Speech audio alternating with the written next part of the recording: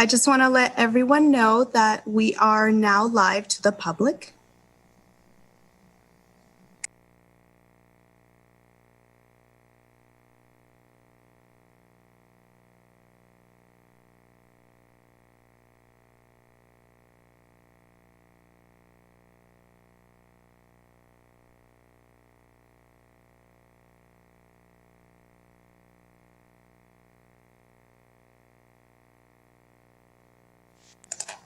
Also, a quick reminder to the panelists to please mute your microphones and turn off your video when you are not speaking.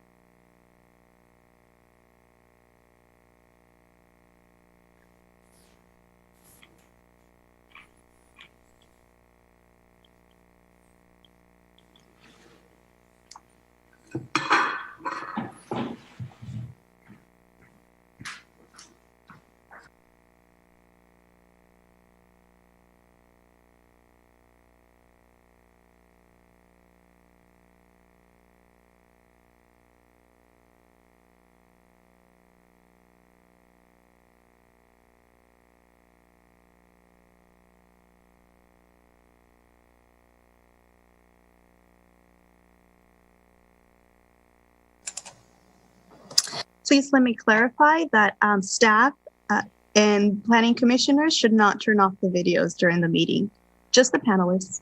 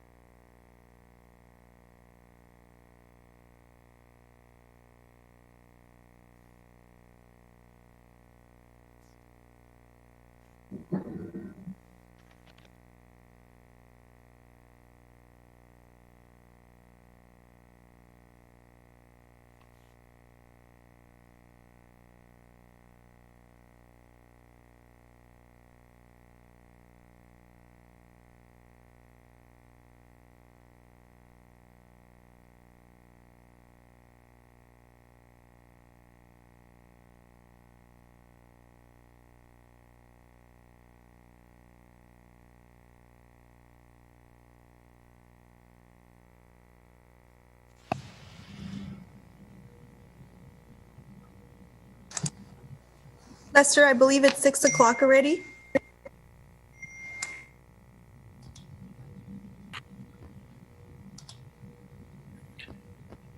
Good evening, everyone. I would like to call to order the Planning Commission special meeting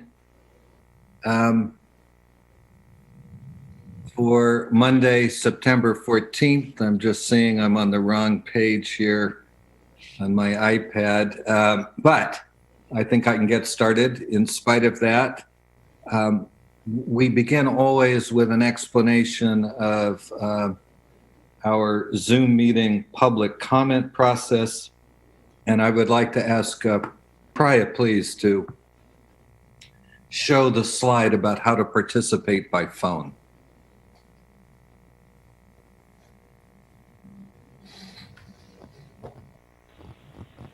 I have the slide up. I hope you're able to see it, Chair Hardy. Yes, I can see it. So to participate in public comment by phone, one dials 669-900-6833. And at the prompt, one enters 824-3443-9894. Then press pound, and during public comment, press *9 to speak. Did I cover everything, Priya? That's all I see on the screen. Yes, thank you so much. I'd just like to also add that for those of you who are joining via Zoom, the app, whether you're joining on a computer or an iPad, you will use the raise hand feature. If you're joining from a computer, it's at the bottom part of your screen, and if you're joining from an iPad, it's at the top part, and we will recognize the hands that are raised during the public comment portion of the meeting. And thank you so much. Okay, now you all will need to bear with me a second since I'm moving here to the appropriate agenda, having queued up the wrong one in the beginning. I know this is when I think I'm supposed to play the background music. Don't have any. I thought I had a good Wi-Fi connection. No, it's coming. It's just a rather large document.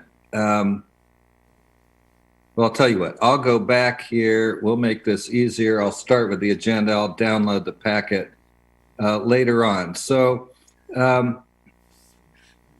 first order of business, as always, is the Pledge of Allegiance.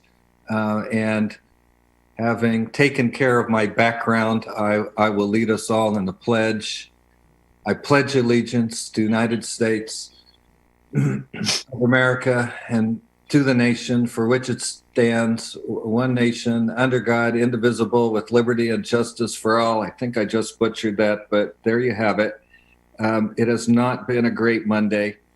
That brings us to the public forum section of the agenda. This is always a bit confusing even to me because at a specially scheduled meeting pursuant to the Brown Act, there really isn't a public forum. We will take public comments only as part of the items on our agenda.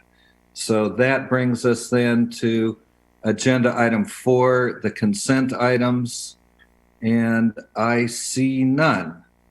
No surprise there. So that brings us to the reason we're all here. I apologize. 2 reasons. Yes? I believe we need to take roll prior to Oh, items. that's how bad this Monday has been. My apologies. Ms. Gamera, would you please take the roll? Commissioner Hale, Here. Commissioner Monette, Bobby, you need to unmute yourself. Okay, yes, I'm here. Thank you. Vice Chair Pont Here. and Chair Hardy. Here. I'm here too. Oh, I'm sorry. Did I skip you? Commissioner Anderson? Here. Okay. Okay, well, as if one needed more proof that this is not a friendly Monday, there you have it. So back to Section 5 of the agenda, public hearings. We have before us as item. Excuse me, isn't there a consent item about the restaurant seats or whatever? Item 5.1 is a public hearing. Has that been taken off or something? I'm not sure which agenda you are on. I'm looking at the agenda for 14 September 2020, and I see no consent items here. Well, I'm looking at this Monday, September 14th, 2020 at 6 p.m. It's item 5.1 is a public hearing. Right, that is not a consent item. Okay. That is the public hearing item I was introducing. Oh, I'm sorry. My bad. I'm sorry. I thought it was a consent item. So 5.1 is a resolution of the Planning Commission of the City of St. Helena recommending that the City Council adopt an ordinance amending Chapter 17.48, Chapter 17.52, Appendix I and Appendix II of the City of St. Helena Municipal Code relating to restaurant seat and hotel room limitations and determining the ordinance to be exempt from CEQA. I believe, Mr. Heacock, that the staff report is yours. Would you please present?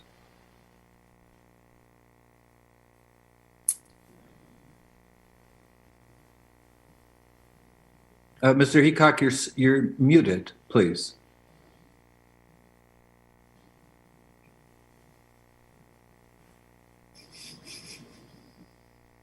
I cannot hear you.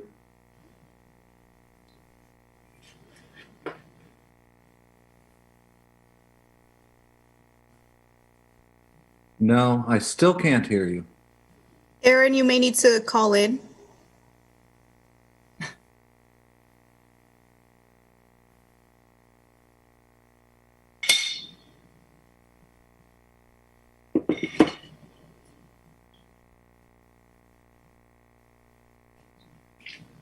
Just one of those days, folks. I don't know what else to say.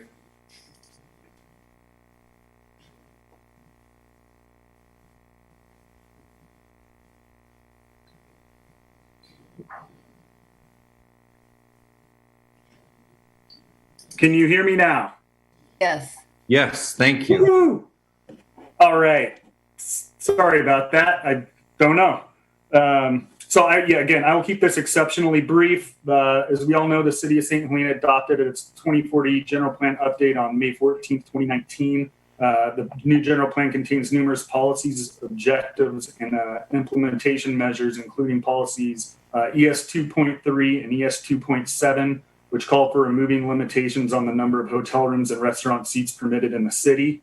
The proposed ordinance before you seeks to eliminate the restaurant seat and hotel room limitations as described in the municipal code as required by the general plan.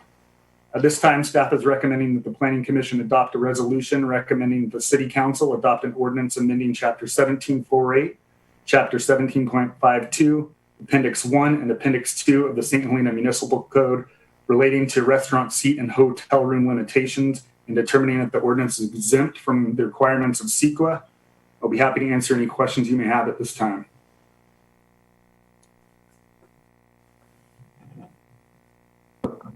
Thank you, Mr. Heacock. Are there any Can I ask for clarification? Planning Commission questions for staff?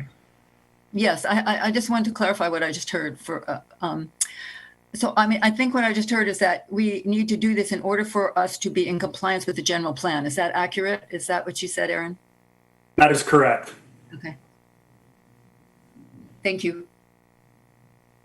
Are there any other commissioner questions for staff on this item?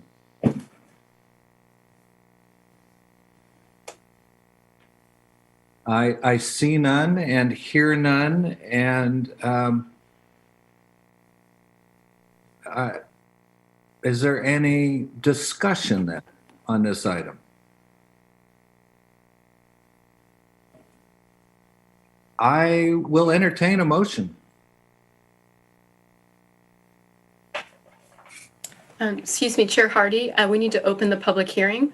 Oh, you know, I think Vice Chair Punt was trying to clue me in there. I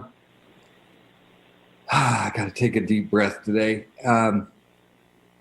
Excuse me all. I would like to open the public hearing.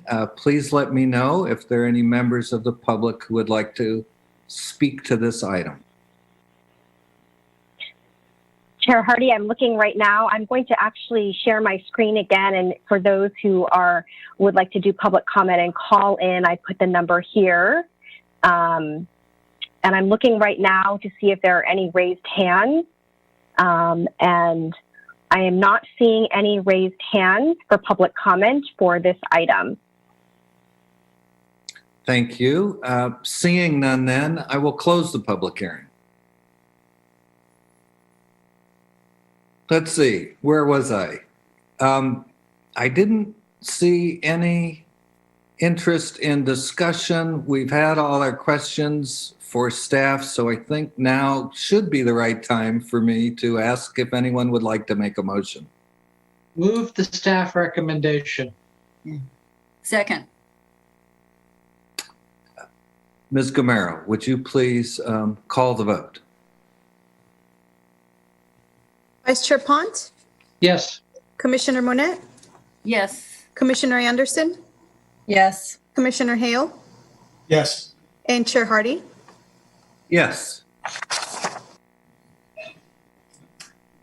That completes item 5.1. That brings us to item 5.2 on the agenda. This is the request by Ted Hall on behalf of Long Meadow Ranch LLC for use permit amendment and design review approval in order to make operational, including additional events and minor physical changes to the existing farmstead property at 738 Main Street in the service commercial zoning district. The applicant, and I'll just for everyone's benefit, note that this is the Farmstead Restaurant at 738 Main Street. The applicant is also requesting use permit, design review, lot merger, lot line adjustment, variance, water agreement, and development agreement approval in order to construct a new 65-room hotel with ancillary structures, including a multi-purpose building, fitness center, utility building, and agricultural barns totaling approximately 53,200 square feet of building area on the property located at 1,000 Mills Lane in the service commercial and 20-acre agriculture districts. In accordance with Article 6 of the CEQA Guidelines, a mitigated negative declaration and mitigation monitoring and reporting program has been prepared for the proposed project. I believe, again, Mr. Heacock, that this staff report is yours to present, if you would, please. Thank you, Chair Hardy. This one will not be quite as brief. So I'll be starting with 738 Main Street. As background, on March 24th, 2009, the St. Helena City Council approved Resolution 2009-30, which is attached to the staff report. And this approved an increase in the eating and drinking establishments inventory, a use permit amendment, and design review for a 130-seat restaurant, a wine tasting room and offices in the historic Logan Ives House, a plant nursery and community gardens, which has since ceased operations, a covered open-air produce market, and the addition of on-site parking, construction of covered produce market, and minor modifications to the exterior Logan Ives House to accommodate accessible entrances and to add a trellis to the retail barn. The applicant is now requesting approval of a use permit amendment in order to memorialize all activities currently occurring on site, including those not originally approved in the 2009 use permit. These additional activities include retail sales in addition to the approved wine tasting room and offices inside the historic Logan Ives house, cafes serving breakfast items and coffee, various business and private social events occurring throughout the year. These events would occur between 9 a.m. and 10 p.m. Almost all events would include at least one meal served by the restaurants. Events up to 75 people would occur daily, while events of 76 to 200 people are limited to 4 per week. Outdoor live and recorded amplified music is often included with these events. There would also be local community events up to 6 times per year with up to 300 attendees at those. There are also fitness classes, including yoga and Pilates, beginning at 9 a.m. And these are offered typically 2 to 3 times per week with up to 12 people in attendance. There would also be film screenings up to 4 times per year with up to 4 showings each day. And those would have 20 to 40 attendees at each screening. The applicant indicates that these additional uses account for less than 10% of total visitors each year. The applicant also states that 3/4 of events involve 75 or fewer persons and occur daily at different times and at different locations throughout the 2.47 acre site. The applicant also hosts larger events up to 200 people 1 or 2 times per week, but projects business growth that could result in 4 of these larger events during busier months. The applicant says that site capacity limits the size and number of events per day, so few or no small events would occur on days when the larger events are scheduled. And for events with 40 to 200 persons, buses, shuttles, or vans would be required for transporting guests to and from the site. These would be required to park off-site. And for the smaller events during peak season, which is July through November, Farmstead would provide complimentary valet parking. Additionally, the applicant is requesting a design review approval in order to add 408 square feet to the farmer's market for the addition of a butcher shop, 355 square feet for expansion of the dry storage area off the restaurant kitchen, and a 510 square foot expansion for storage space on the back side of the south wing building.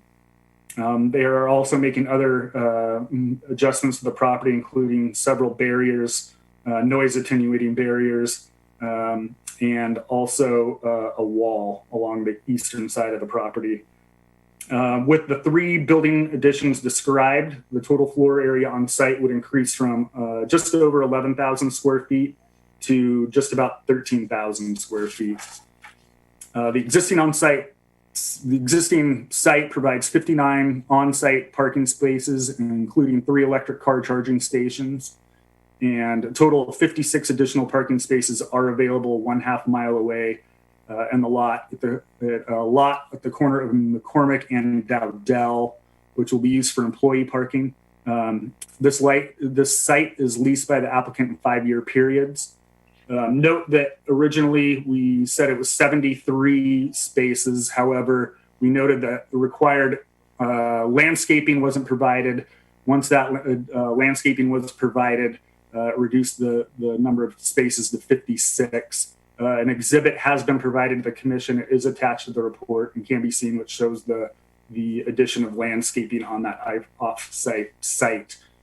An average of 58 employees currently work at the site, including the restaurant, general store, farmers market. And these shifts are spread across several shifts beginning at 3 a.m. and ending after midnight. Proposed changes to the restaurant would not require hiring any additional staff. However, staffing levels would likely need to be reduced should the request being asked for tonight not be approved. The existing restaurant property has a general plan and zoning designation of service commercial, which provides for servicing retail uses, restaurants, service stations, motels, public and quasi-public uses, and other similar and compatible uses. As described in the staff report, the project as proposed meets all development standards as required by 17.52 of the municipal code, including setbacks, height, floor area ratio, landscaping, etc. The proposed additions to the existing restaurant property are minor in nature and would not present any design problems or conflicts with the required design review criteria. Additionally, staff finds that the project meets and/or complies with the required findings to approve a use permit amendment, and the findings in the attached resolution identify this compliance. Okay, on to 1000 Mills Lane, the lodging portion of the project. The applicant is requesting approval of a use permit, design review, lot line adjustment, lot merger, variance, water agreement, and development agreement in order to construct a 65-room hotel spread throughout 10 individual buildings that are configured with either 6 or 7 guest rooms per building. The lodging buildings will total approximately 32,100 square feet and will be single-story with a maximum height of 29 feet. The lodging component of the project would occur on approximately 6 acres of an overall 10-acre site, with the remaining 4 acres to be continually used for agricultural purposes. In addition to the guest room buildings, the project also includes a 9,882 square foot multi-purpose building. This would house guest reception, office space, a bar lounge area, a meeting classroom. There's outdoor seating areas that are used for guests only. And staff facilities located in the multi-purpose building would include a break room, restroom, lockers, showers, and covered bicycle parking. There's also a utility and service building, a spa building, a pool and fitness building, which would include a gym, lockers, and showers. Again, those are for use for guests only. The pools, fitness, spa, guests only. There will be 2 outdoor pools, including 1 children's pool. And in addition, there are 2 1,000 square foot agricultural barns in the northeast corner of the agriculturally zoned portion of the property, which would house tractors, farm equipment, and accommodate repair and maintenance facilities. The total project-related floor area ends up being 53,200 square feet. And according to the applicant, up to 65 employees split into 3 shifts would work daily at the lodging property. Again, there's secured bicycle storage. There's an off-site parking lot. 10 employees already working at the current restaurant would support breakfast and room service at the lodging facility. An additional 11 employees would be added to existing marketing, sales, reservations, and support services already operating at the farmstead at Long Meadow Ranch. And they would work at the office at 801 Main Street. There will be 80 on-site parking spaces. Additionally, Mills Lane will be realigned with Grayson at Highway 29 per the Highway 29 specific plan and widened to accommodate 2 lanes of traffic and parallel parking on both sides of the street. A 10-foot Class 1 sidewalk and landscaping strip has been proposed on the north side of the street to accommodate pedestrian and bicycle traffic. And stop signs will be added at the north end of La Fada and the exit from the lodging driveway entrances. With improvements to Mills Lane, a proper connection at La Fada will be completed at the same time. Also, a sidewalk will be added to the west side of La Fada. Long Meadow Ranch will complete construction of the Mills Lane and La Fada street improvements prior to opening of the lodge, with costs allocated per the Highway 29 specific plan, development agreement, and conditions of approval. As far as water is concerned, the lodging and related facilities need potable water, identified as approximately 5.8 acre feet annually. And this will be fulfilled through a connection to the City of St. Helena water system. Existing on-site non-potable wells will be used for agricultural and landscaping activities. The pool will initially be filled with water outside the City of St. Helena. And to achieve the city's requirement for water neutrality, the development and city have negotiated for the developer to provide an innovative program to achieve water neutrality. Set forth in the terms of the development agreement, the developer has agreed to construct and install recycled water infrastructure, also known as Purple Pipe, in Mills Lane, extending from Highway 29 easterly to the eastern end of Mills Lane. As the city's wastewater treatment plant transitions from tertiary treatment, the city plans to implement a water recycling system that would allow for the use of recycled water for irrigation and landscaping purposes. The piping that the developer has agreed to install will, at a minimum, provide the ability to irrigate and landscape Crane Park and the fields at St. Helena Elementary School with recycled water, which would provide projected annual water savings of more than 2 times the annual water usage for the lodging project. The developer has agreed to fund these improvements at a cost of up to $256,549, which is approximately $100,000 more than the in lieu fees the developer would have to pay under the city's water neutrality ordinance. In addition to the development agreement, the applicant will enter into a water agreement that will set a cap on allowable water usage for the project and require that the applicant construct the recycled water improvements. The lodging portion related parcels have a zoning designation of service commercial and 20-acre agriculture. As noted earlier, approximately 4 acres of the 10-acre site will remain in agricultural use. The project as proposed meets all development standards as required by 1752 of the municipal code, including setbacks, height, floor area, ratio, landscaping. Staff finds that the proposed project meets and/or complies with the required findings to approve a use permit for the lodging project. And the findings included in the attached resolution identifies this compliance. Regarding design review, the proposed lodging project and associated structures present a unique opportunity to enhance and beautify the southern gateway into the city. And staff believes that the project has been thoughtfully designed in consideration of the site and its surroundings. Proposed buildings are of a scale and massing which is consistent with the context of St. Helena and its agricultural setting. The project will use modern materials to mimic a farm-style architecture in the surrounding area. And for these reasons, staff believes that the proposed project is consistent with the required design review criteria. Per St. Helena Municipal Code Section 17-164-040C, only the proponent's failure to take reasonable account of the items discussed in that section justify the commission's disapproving of a proposal solely on the basis of design. Staff has no issues with the requested variance approval to allow for a 24/7, 365-day-a-year on-site manager, opposed to requiring that a manager physically live on site. Staff has no issues with the proposed lot merger and believes that it makes sense having the entirety of the project on one site. Similarly, staff has no concerns about the proposed lot line adjustment, which would end up providing a path from the lodging property to the restaurant property. As far as the development agreement is concerned, early this year, the city council formed an ad hoc subcommittee that consisted of 2 council members to advise on the negotiations with the applicant.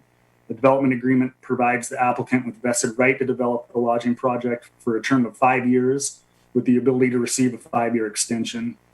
In exchange, the applicant has committed to providing certain community benefits related to affordable housing and infrastructure improvements. In the absence of the development agreement, the applicant would be required to pay the city's non-residential inclusionary housing fee at a total of just over $200,000. And under the terms of the development agreement, the applicant will pay a total contribution of $3.2 million towards affordable housing. The applicant is additionally committed to construct certain improvements that are needed for the proposed project, but also benefit the city and the surrounding property owners. These include, as already mentioned, the realignment of Mills Lane, improvements to the storm drainage along Mills Lane, consistent with the city's storm drain master plan, improvements to sidewalks. The applicant has also agreed to construct the recycled water infrastructure, as previously noted. As far as CEQA is concerned, in accordance with Article 6 and Appendix II of the CEQA guidelines, an initial study and mitigated negative declaration was prepared for the project and was included as an attachment to the staff report. The document contains a description of the project, analysis of potential environmental impacts resulting from the proposed project, as well as mitigation measures intended to reduce potentially significant impacts to less than significant levels. The draft ISM&D was circulated for a 30-day public review period from May 29th, 2020 to June 29th, 2020. During that time, 34 comment letters were received during that period or shortly thereafter, which generally communicated concerns related to water availability, traffic, parking, housing, and climate change, as well as some letters that were in support of the project. Formal response to these comments in the form of a final mitigated negative declaration was prepared and is also included as an attachment to the staff report. Since agenda publication, we have received approximately 70 additional comment letters, which have been uploaded to the agenda and provided to the commission. Most of these comments express broad support for the proposed project. However, the letter from the law firm of Chatton, Brown, Karstens, and Mantier raises an argument that an environmental impact report should have been prepared opposed to a mitigated negative declaration. Staff did update the final mitigated negative declaration, and the city did prepare a detailed response to that letter that is also attached to the staff report. After discussions with applicants, several modifications to the conditions of approval have been made, and amended versions of the resolution have been provided to the PC, the Planning Commission, and posted to the agenda online for public review. For the reasons described in the staff report, staff is recommending the Planning Commission adopt a resolution recommending that City Council approve the mitigated negative declaration and mitigation monitoring and reporting program for the project, make the required findings and approve a use permit amendment and design review for the farmstead at Long Meadow Ranch project at 738 Main Street, and adopt a resolution recommending that City Council approve the mitigated negative declaration and mitigated monitoring and reporting program for the project, making the required findings to approve a lot merger, lot line adjustment, use permit, design review, variance, and water agreement, and adopt a resolution making specific findings and recommending that City Council adopt an ordinance approving a development agreement between the applicant and the City of St. Helena for the Long Meadow Ranch lodging project at 1000 Mills Lane. That concludes my presentation. That said, the city attorney would like to address the commission regarding the preparation of the mitigated negative declaration. Thank you, Mr. Heacock. Please proceed with the city attorney's presentation.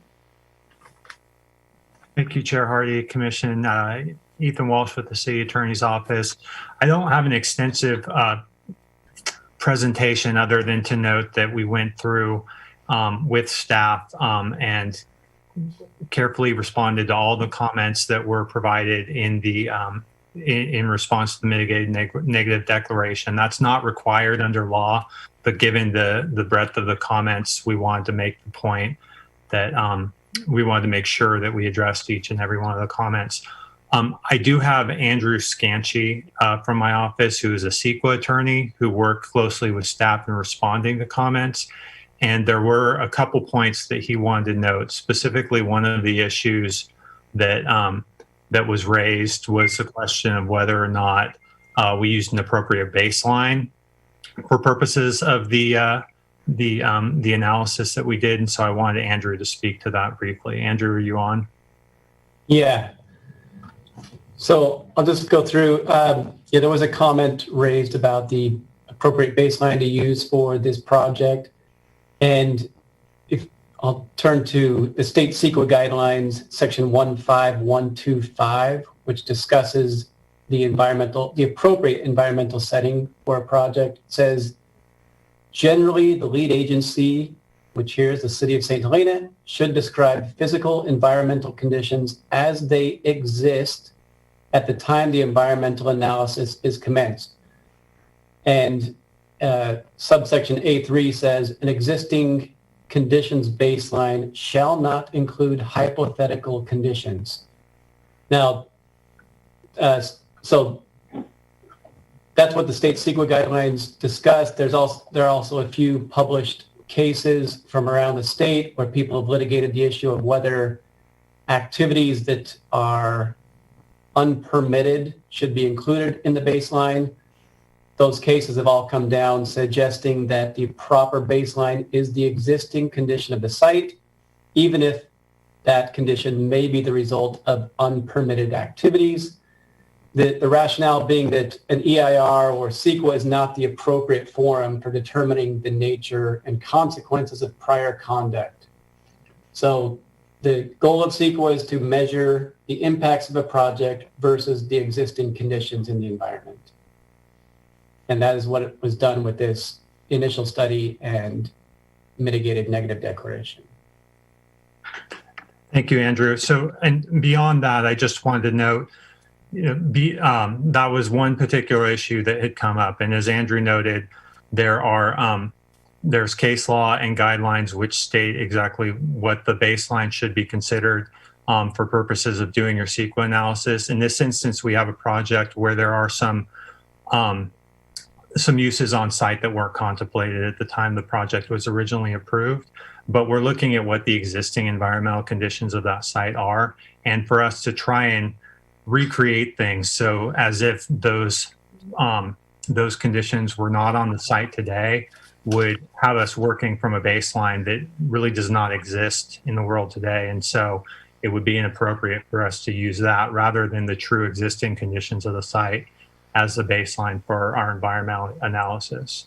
As I'm sure the commission noted in your packet, there are extensive responses to the comments that we received, both water or master responses related to some of the major issues that were raised, particularly with regard to water, and other responses individually to each comment that was provided by a member of the public. So I don't want to go through every single one of those with you. You had those in your packet. But if you do have specific questions on any of our responses, Andrew is here to respond, as am I and staff. There are also people that the applicant has brought along in order to help kind of supplement the information that was provided. So with that, I would be happy to take any questions or turn it back over to the chair.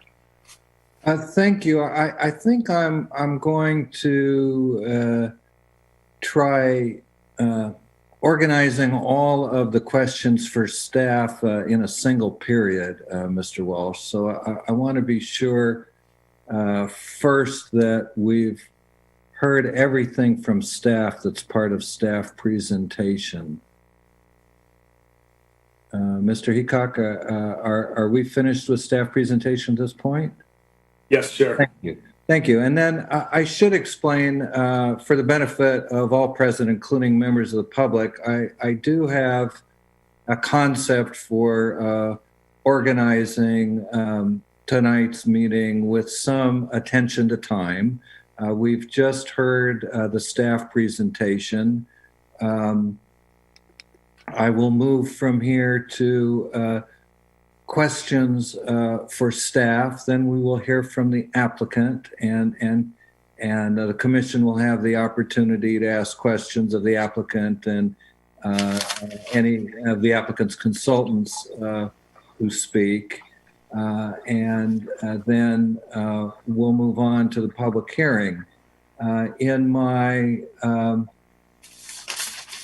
fantasy, if you will, because as I learned long ago, while planning is indispensable, plans are useless. I'm hoping that we'll be ready to open the public hearing by 8. I'm not sure that will occur, but I'm hoping I can guide us to a point as close to that as possible. I would like to be able, it's really my determination, whether I succeed or not, I'm not sure, but it is my goal to keep the public hearing open long enough so that everyone who has attended this meeting wishing to speak has the opportunity to do so. I would like to observe, since it is true, that according to our rules as a planning commission, if I can see that the meeting may run past 9, I will need to interrupt the public hearing, if you will, so that the commission can consider whether or not it wishes to extend the time for the meeting past 9. We actually need a motion and approval to do so. I have no objections to that in advance, probably none at all. It is my belief that if we go much past 9:30, we may be trying the stamina of all concerned. Perhaps I'm speaking only for myself, but 3.5 hours is a pretty long meeting. And by 4, I'm sure we're at the ragged edge. So those are my thoughts about timing. And with that said, then I'll come back to my fellow commissioners and ask for questions for staff. Vice Chair Pont, do you have any questions for staff at this time? Yes, I do, Chair Hardy, and thank you. I'd probably like to start with my shortest ones, I suppose.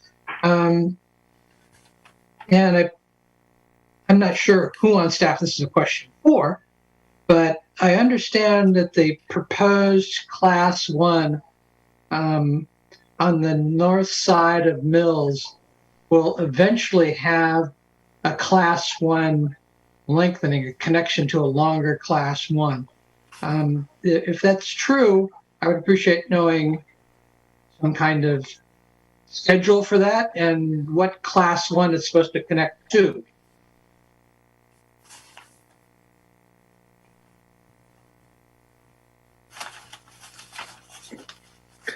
Yes, please. Ms. Amon Smith, there you go. Yes, Hi, the Erica. idea. Hi, good evening. The premise behind the Class 1 on the north sides versus 2 sidewalks on either side of Mills Lane, the realignment, was the idea that the Vine Trail that has currently on plan to go across the frontage up to Grayson of Highway 29, that you'd have a trailhead between Mills Lane and Grayson Avenue. I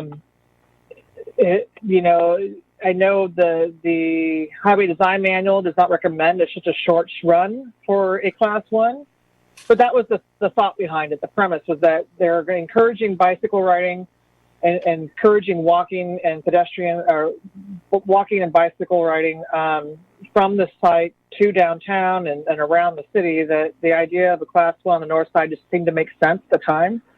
And maybe it doesn't with the city planning commission, but it still seems like a great idea versus just a sidewalk. It seems short-sighted just to have a sidewalk versus a multimodal transportation opportunity for bicycle and pedestrians. I have no particular problem with a Class 1 other than short segments, and particularly short segments that connect to classless or at best Class 3 routes are not recommended by Caltrans. And I couldn't find anybody that would actually recommend a parallel Class 1 next to a street that'll have an AADT of well under 1,000, even on the longer term projections. So I'm thinking of in terms of this as perhaps a deferred development agreement. If the Class 1 comes through in the area for the Vine Trail, fine, it make a great connection. Otherwise, a Class 1 that terminates at an intersection where all of a sudden there's no class is, as Caltrans points out in their design manual, not exactly safe for a lot of riders. And I would imagine we're going to have a whole bunch of naive riders from the hotel. So I would just suggest that maybe we could take that as a deferred development agreement, but I was just trying to figure out how the pieces work together at this point. Thank you, Erica. I've got another question. I think it's perhaps not for Erica, but maybe more serious. We have 2 separate resolutions,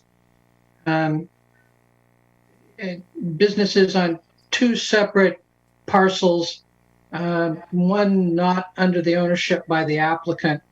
And the applicant has done, I think, a great job in figuring out how to trade people back and forth and make the impacts of their project less. But I don't see anything in either resolution that would somehow keep these 2 businesses together, operating as a pair. And if they don't operate as a pair, the impacts, I would think, would be understated in the current analysis, understated in the resolution.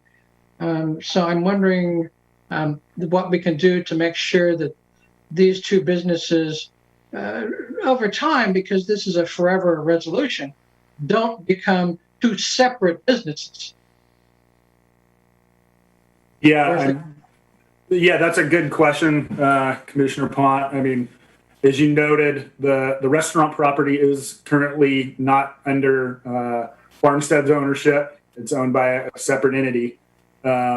So I don't know that there's anything we can do from a legal standpoint. That would be a question for an attorney to functionally prohibit one from separating from the other.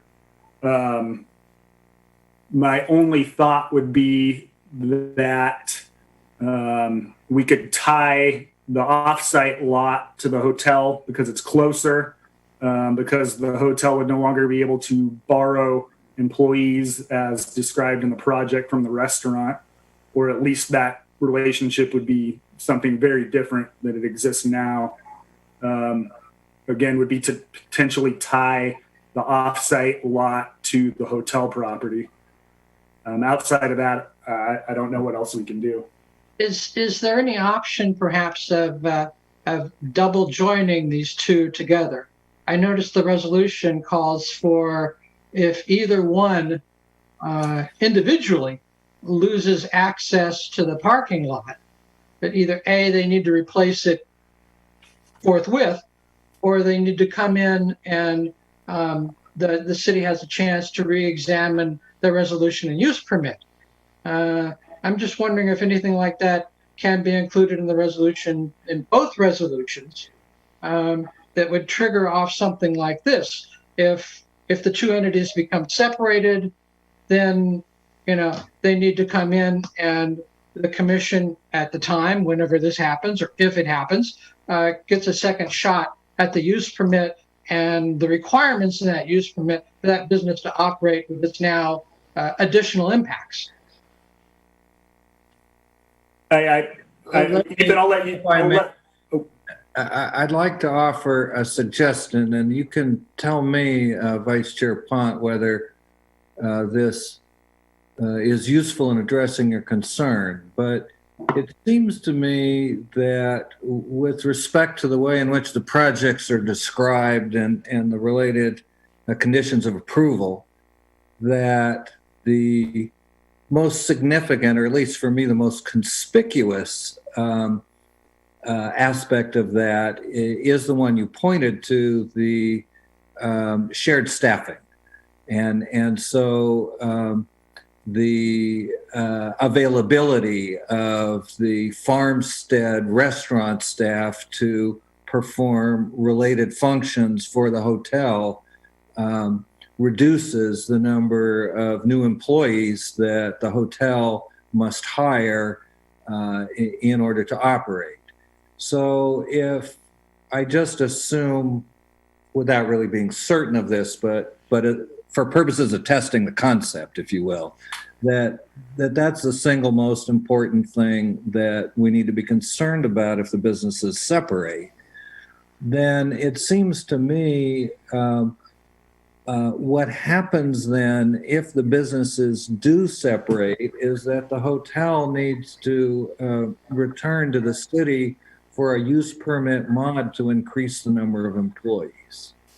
At least that's the logical consequence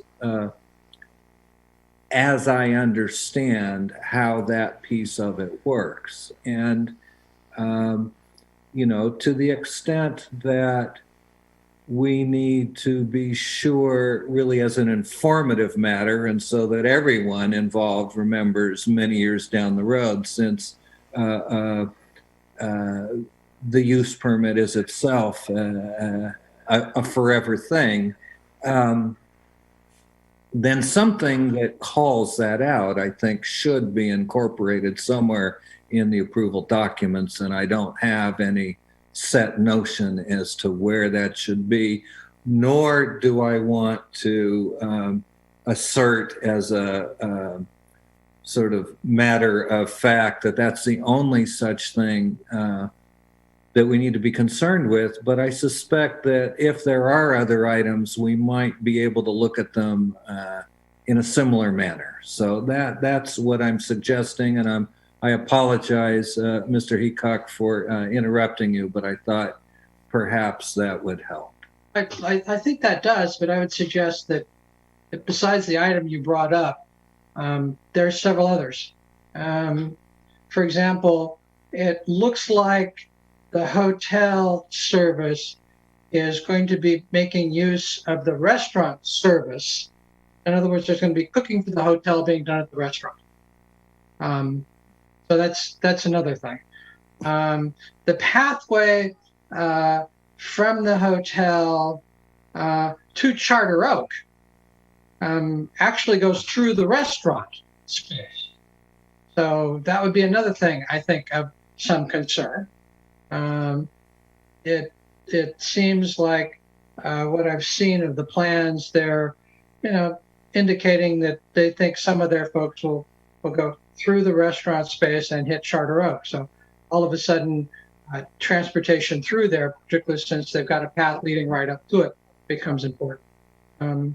Also, Mr. Heacock's throw in of the parking, I think becomes very important for both uses, because both sets of employees, if they become separated, need that extra parking space. So there's several things tied up in this, but I think your process of dealing with them may be applied to all of those. So thank you.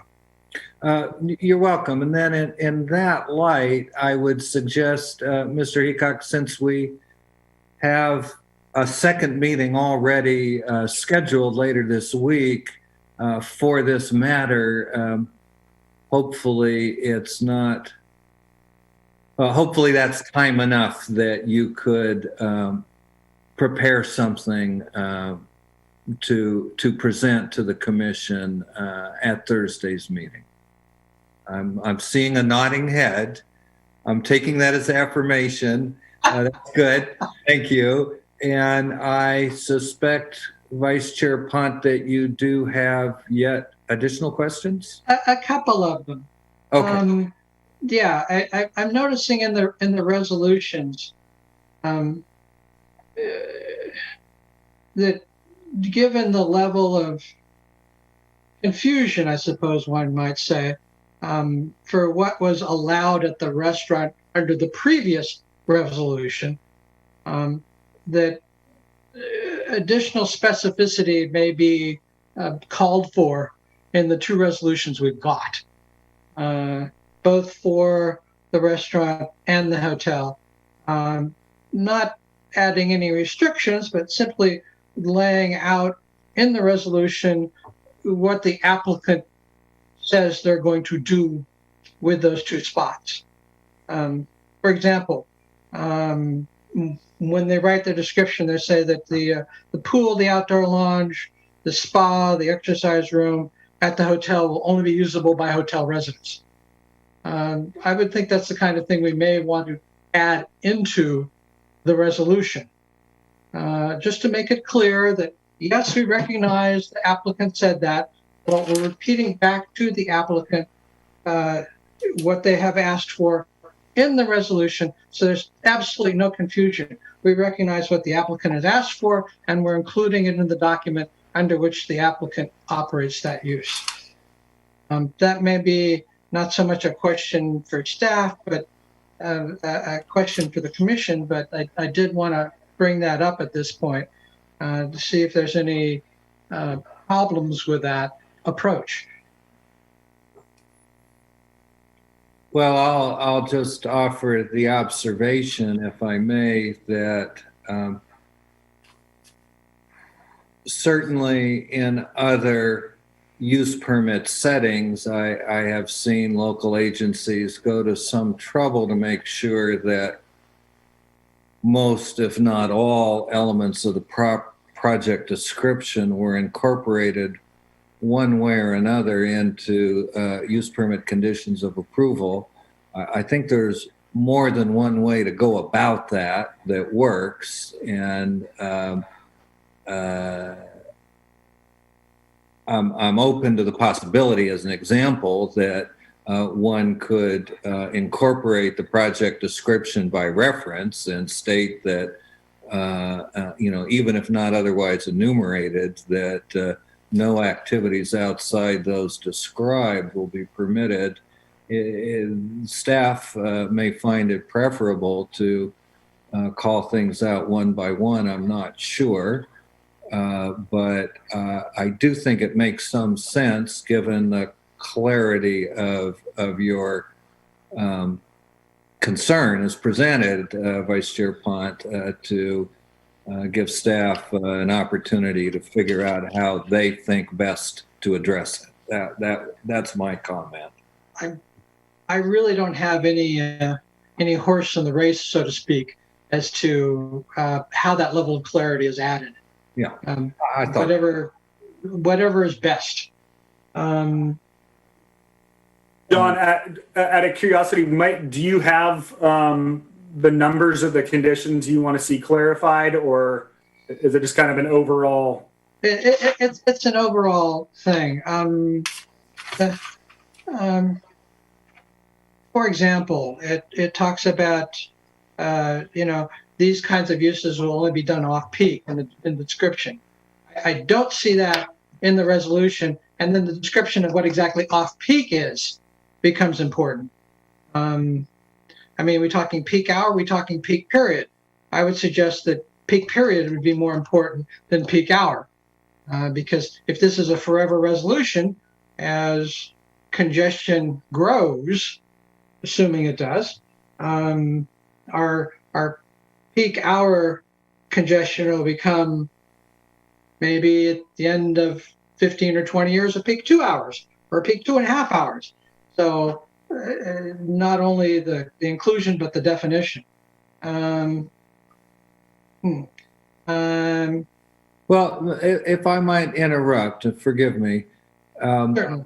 I'm not sure if what we're headed towards is some follow-up recommendations from staff. I'm not sure that we need to take up everyone's time at this meeting to go point by point.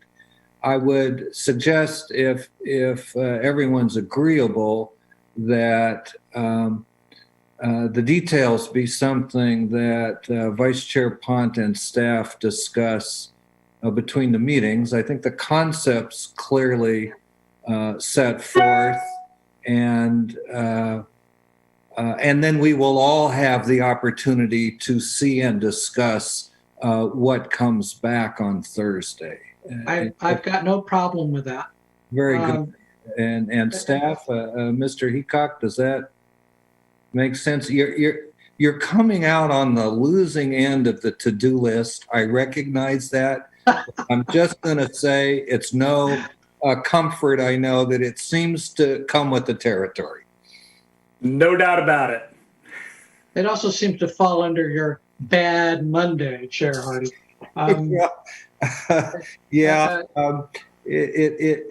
Yes, agreed.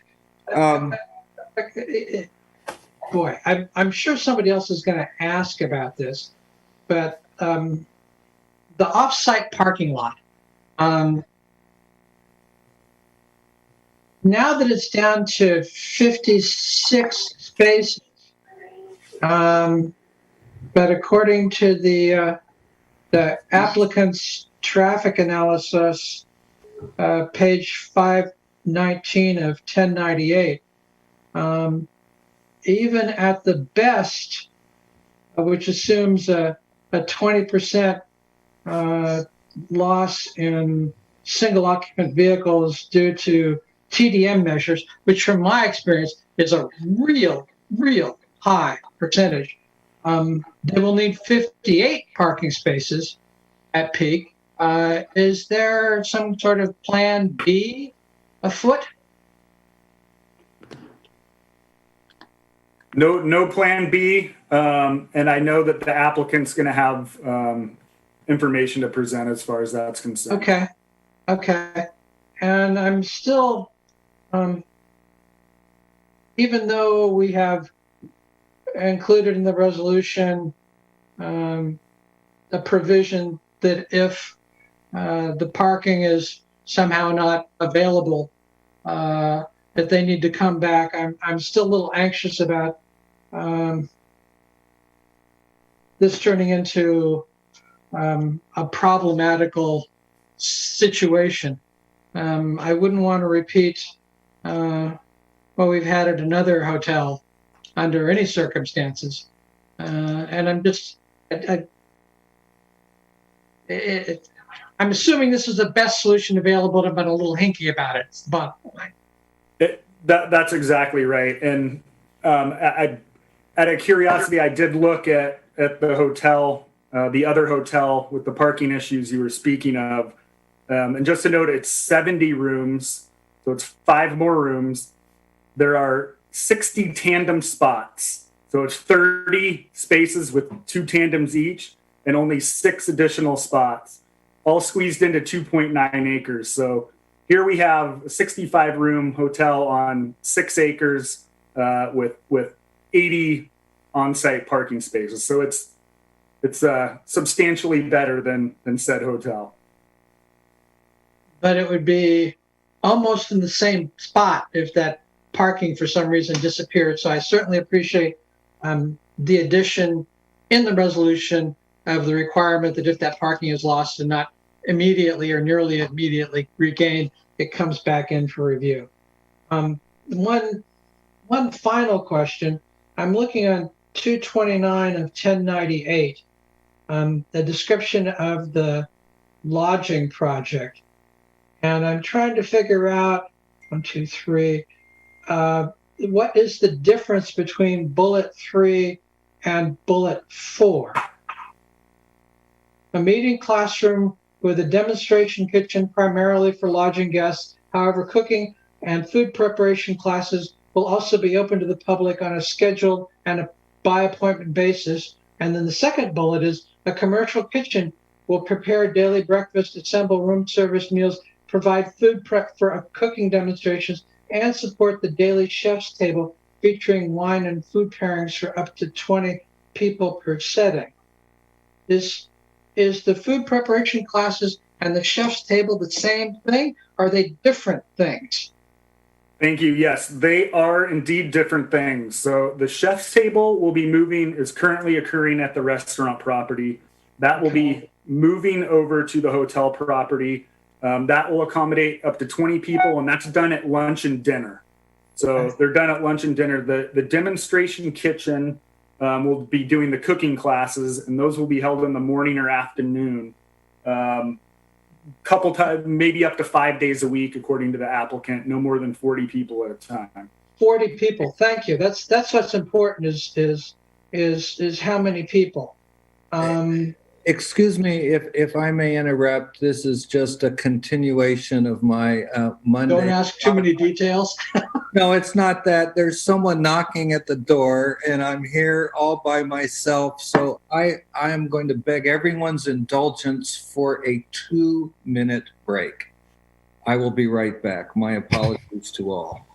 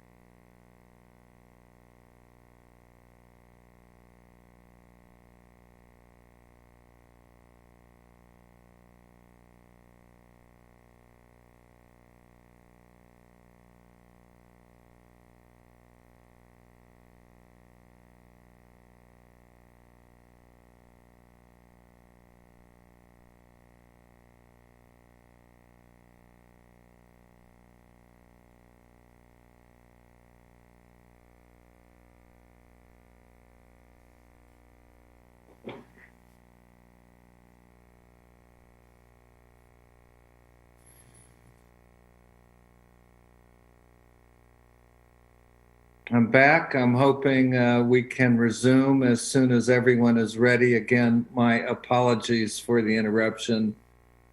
It's just following my... FedEx, UPS? No, it was a neighbor who... Jeff's Chickens? Yes, who brought some eggs by. That's a fact. I have a neighbor with chickens, and it paid off today. But I was not expecting the knock on the door. I thought Janet was going to be here this evening, and apparently not. I have just one final question before we move on. Okay. Well, I want to when everybody gets back. Yes. Just want to be sure that all the commissioners and staff who need to be here are here. Ollie Oxenfree. 1, 2, 3. Well, I see all the commissioners and I see both the planners. Ms.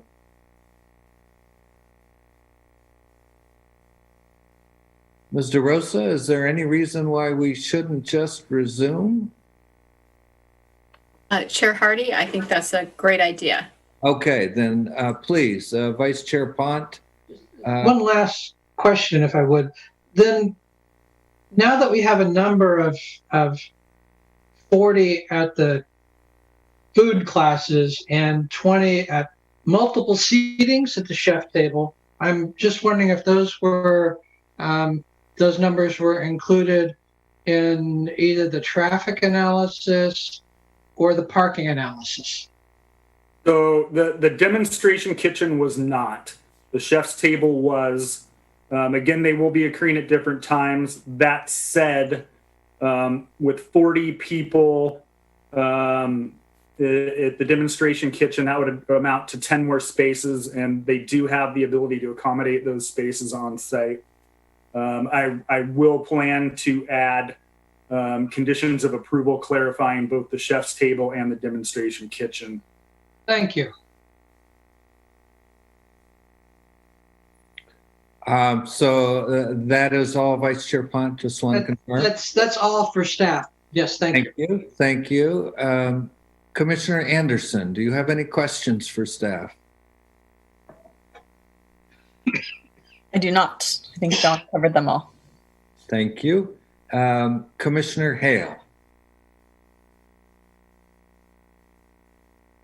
You're still muted. There we go. I have no questions. Thanks. Thank you. And Commissioner Monette. Yeah, I have a few. I have 3, I think, and a comment. First, I'd like to ask, the lawyer was talking about the baseline issue, and he said that it would be hypothetical to try to figure out what was happening when the original use permit was, at least I think that's what he said, was granted. And I was just wondering if, weren't there some analyses about the environmental impacts of the initial the initial building, and wouldn't those analyses be more than just hypothetical information? Bobby, let me check something real quick. I believe they used an exemption. I just want to look at resolution 2009-30 real fast.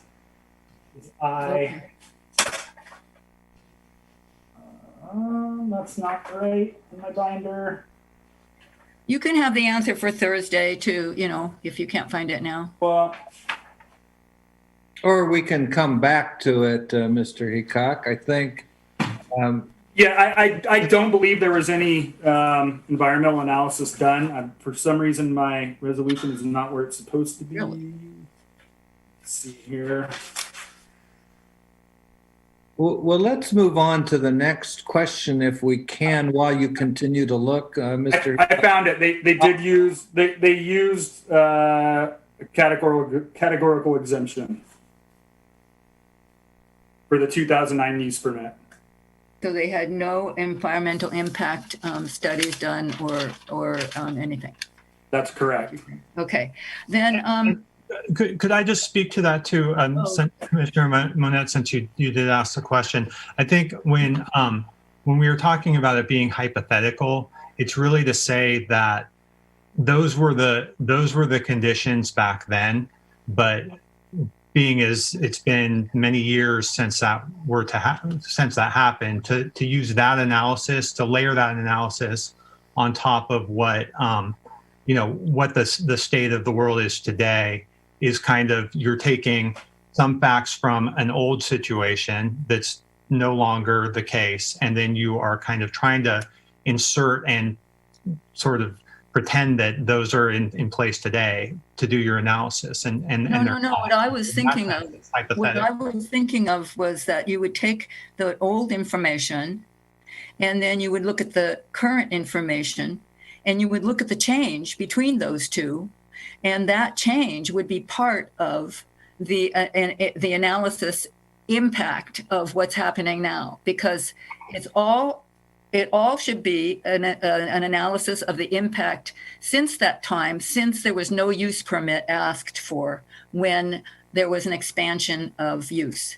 So all the changes that have happened since the beginning should be part of the increased environmental impact with this new project, incorporating that into it. So that would be the additional environmental impact. That's what I was thinking. Is that just crazy thinking, or does that make any sense?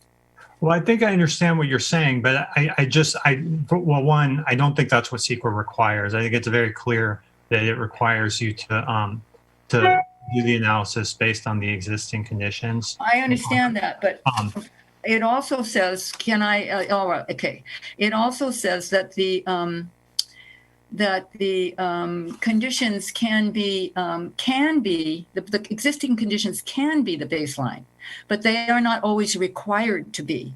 So if there were individual circumstances in this project, as manifested by a request from the Planning Commission to, let's say, not just me, but if the rest of the commission wanted it, to use the baseline of, to use the prior baseline, count the changes between then and now into the environmental impacts and add them to the environmental impacts that have been projected for the additions requested.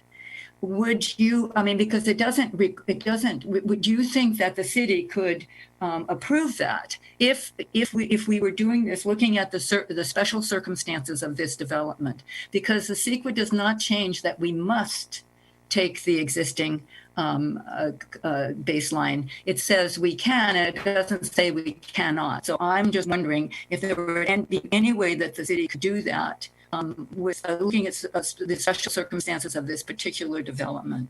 Sure. I may want Andrew just to speak to this, but I know the section that you're talking about in the guidelines, and what that section says related to considering kind of historic situations is, it says where existing conditions change or fluctuate over time, and where it is necessary to provide the most accurate picture practically possible of the project's impacts, the lead agency may define existing conditions by referencing historic conditions or conditions expected when the project becomes operational.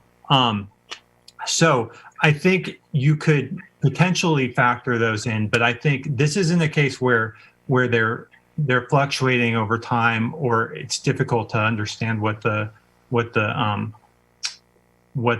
environmental impacts of this project specifically are. And I really do think it would be a challenge to try and go back and utilize the old information and kind of do the environmental analysis for changes that have already occurred and have been on that site for several years now. Andrew, I don't know if you have anything to add to that.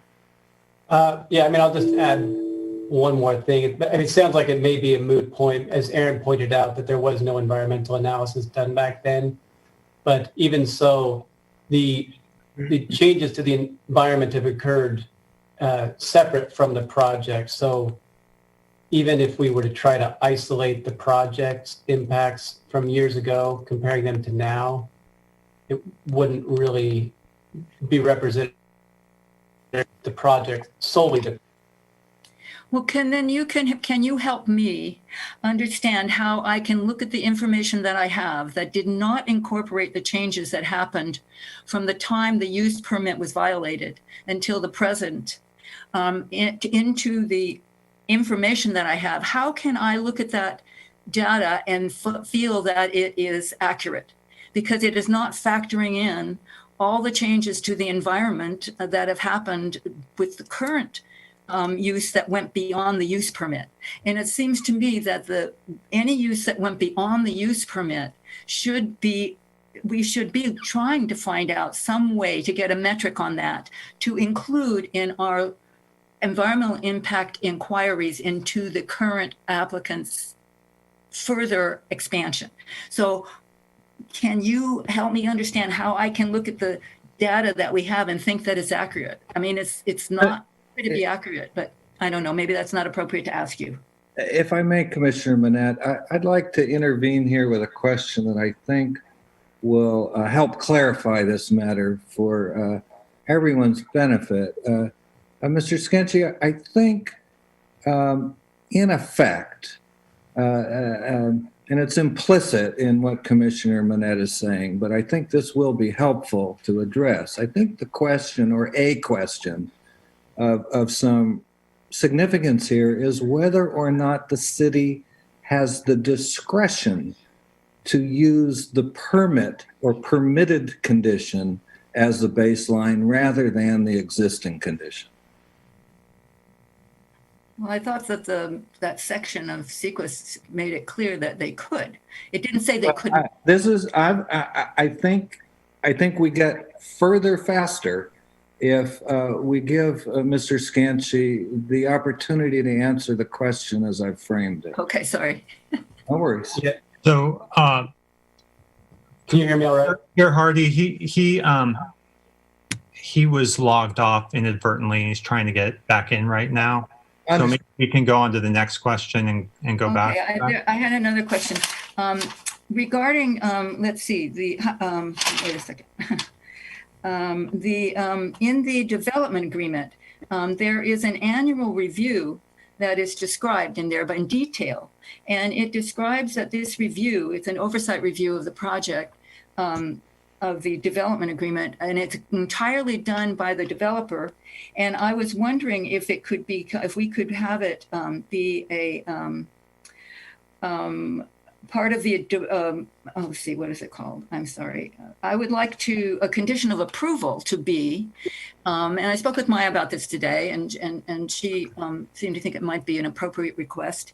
I would like a condition of approval to be that the city would provide an annual review of the development agreement every year to make sure that everything is copacetic, rather than just having the developer make that review and give a report to the city, which is what's described in the development agreement. So I was wondering if that could be part of the approval if that could be a conditional approval, that the city do that oversight, that they do that annual review. That was that question. And then I don't know and then I had a comment because I learned that the language states that the purple pipe may not be ever completed, in the sense that it may never go in these documents, that it will never go across to Crane Park. So I think it's a little disingenuous to say that the $240,000 pipe that is going to be laid by this project is what, is essential for the water getting over to, it's part of it, but it's just a piece of it. And if the agreement says that if the purple pipe never gets to Crane Pipe, that then the developer will have to make payments or do something to cover the water that is used, even though he's already laid the pipe. If the pipe does not go where it's supposed to go by a date 2021 or 2022, that then the developer will have to provide money or retrofits or whatever to make up for the water that they have used, that they haven't, that they've gotten defrayed because of the purple pipe. So is that accurate? I mean, I got that information today from someone in your office, but I want to make sure that I understood it correctly. So let me answer the first question first on the annual review of the development agreement. You can do an annual development agreement with the city rather than the way it's currently stated in the agreement. I would say that would be an amendment to the development agreement. I would put it in the development agreement, not do it as a condition of approval, but yes, you could do that. Okay. As to your second question, what it is, the developer is required to install the purple pipe in the road. What the issue is that there are steps that the city needs to take in order to complete the overarching recycled water facility. And so the developer will put the pipe into the ground, but then we will have to extend from our facility to that pipe in order for it to serve Crane Park. So it is not the entire recycled water project. We should note that once the project is up and running, it would not only serve Crane Park. It's meant to be a much broader project than that. But his portion of it will facilitate the use of, at a minimum, recycled water at Crane Park. So that is, but you're right, because there are these extra steps in place, we wanted to be very clear in the agreement that in the event something were to occur where the recycled water facility was not built within the time provided, we think it will be, but if it were not, we wanted to have a contingency plan. And that contingency plan is to assure that he would go through other means to assure water neutrality. So he would still have to put the pipe into the ground and expend that amount. But then in addition to that, he would have to take other steps in order to ensure that his project met our water neutrality requirements. And I think Andrew is back on the phone. So Chair Hardy, maybe you could repeat your question that you had when he got locked off. Thank you. Thank you. You're welcome. Very good. I would be happy to. Mr. Skinchi, in my efforts to ensure that Commissioner Manette's questions about CEQA baseline are answered fully and effectively, I volunteered a way to reframe what I think is the key question here. And that is whether or not the city has the discretion to use the permitted condition at the restaurant as the baseline rather than the existing question. So there is some discretion that the city can exercise. The issue, though, has been litigated in multiple cases, and the courts have come down saying the proper baseline is the existing conditions. Now, that's what the courts have said should be used, is the existing conditions. And if the city wants to do something else in addition to that, they could try to recreate it and figure it out, but it would require a lot of speculation and hypotheticals, it sounds like, considering that the previous project was done under an exemption. Well, I could be wrong, but I think the typical concern about the way in which this aspect of the interpretation of existing condition plays out in the context of use permit violations and equivalent. The typical concern is, in effect, that the business operator has the opportunity strategically to alter the baseline without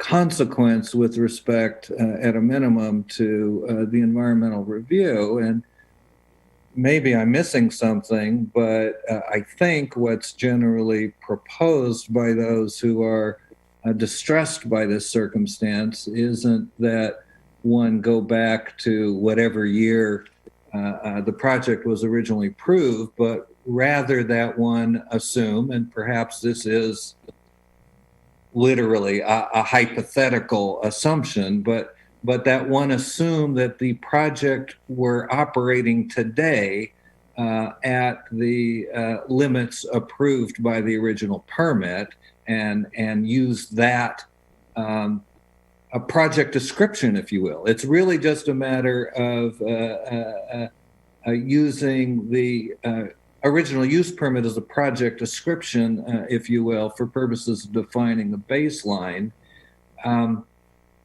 But I have another question, so I'm going to gloss right over that point, if I may. And, you know, I recognize that it's a mixed blessing having an attorney on the commission, but we all have to live with that, myself included. Is it the case, I'm getting this impression, and I'm afraid when I've looked at the published decisions, I haven't been reading them with this in mind, but is it the case that the disputes that have led to the published decisions cited in the response to comments, were they all cases in which the local agency used the existing condition, including the violations, as opposed to litigation that might result, and it would come, I suppose, logically from the applicant, in a scenario in which the local agency declined to use the existing condition as a baseline, but chose instead to use the permitted operations as the baseline? Have we not seen a case in which the challenge came up in that framework? Is that why there's some uncertainty left over which attorneys may continue to argue? Yeah, so I believe you're right. The cases that are published deal with the lead agency looking at existing conditions, and the opponents said that they should have looked back in time. The courts all agreed with the agency, saying that the proper baseline was the existing conditions. The thing to consider is CEQA is not intended to solve every problem. CEQA is only intended to analyze the impacts that an approval will have on the environment as it exists. So I can see your concerns from a larger policy perspective, but in terms of maybe incentivizing businesses to do things beyond what they're allowed to set an improper baseline, that's an issue that's not, CEQA was not meant to deal with. And that's what the cases discuss, is this is not a CEQA issue. Right. That suggests that it's, in the court's opinion, and I'm not sure that I disagree at all myself, better addressed as a matter of code enforcement policy. But again, my intervention here was in an effort to make sure that Commissioner Manette is fully informed as to what the legal state is here, and I'm hoping, Commissioner Manette, that you found that helpful. It is, all of it's helpful. I'm learning a lot. I still have my my sense of insecurity about not having really informed information in front of me, the way it's going. But I'm beginning to understand the legal aspects of why I'm not going to be able to get anything else. Chair Hardy, I'll just add one more thing. In the opposite viewpoint, there's famous case where an operator was doing less than they were allowed under their permit, and the court still required them to use existing conditions, even though they could have been operating at a greater intensity. Mm-hmm. So it can. What are the gravel mining cases? It was a refinery case. Okay. Thank you. That for me, that's helpful. I'm not. At some point, this gets into a bit of insider baseball, I think. But I do want to be sure that everyone understands these points as at a minimum as well as they wish to, because I think there are important questions here, and yeah. Thank you. I appreciate it. Yeah. So if have all of your questions been addressed then, Commissioner Manette? Yes, they have. Thank you.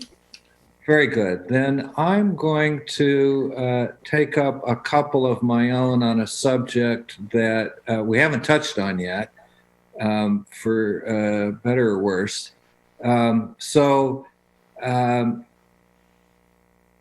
I noted some comments came in that had to do with the operations of the city's wells at Pope Street. And so I don't know if these are going to be better addressed now to our Public Works Director, or if I should wait until after the applicant's presentation, because I believe, I don't know. I don't know if they're questions for you, Ms. Almond-Smith, or if they end up being questions for one of the applicant's consultants. That may be just my confusion, because I know that Mr. Slade has worked on this, on the well project for the city in the past, but he's here tonight as the applicant's consultant regarding the project operation. So help me out. Who's here to field those questions? I want to thank you, Chair Hardy. I wanted to introduce Matt O'Connor with O'Connor Environmental. He is also a peer review groundwater consultant that is going to be assisting the city on the overall groundwater supply and the concern of the Stonebridge wells. And yes, the applicant has their consultant, Richard Slade and Associates, who also has 50 years of knowledge on the city groundwater and overall Napa Valley groundwater aquifer. So I think it'd be best to hear their presentation, unless Matt O'Connor wants to present early, but I think we should hear their what their findings were. And the overall groundwater supply for the city, I think, is a longer conversation. Not just subject to one project that's being proposed this evening and Thursday, but I'm not sure if Mr. O'Connor has had time to review the study that came in today, but he was forwarded earlier this afternoon, and I'll let him respond to that. Thank you. Thank you. Mr. O'Connor.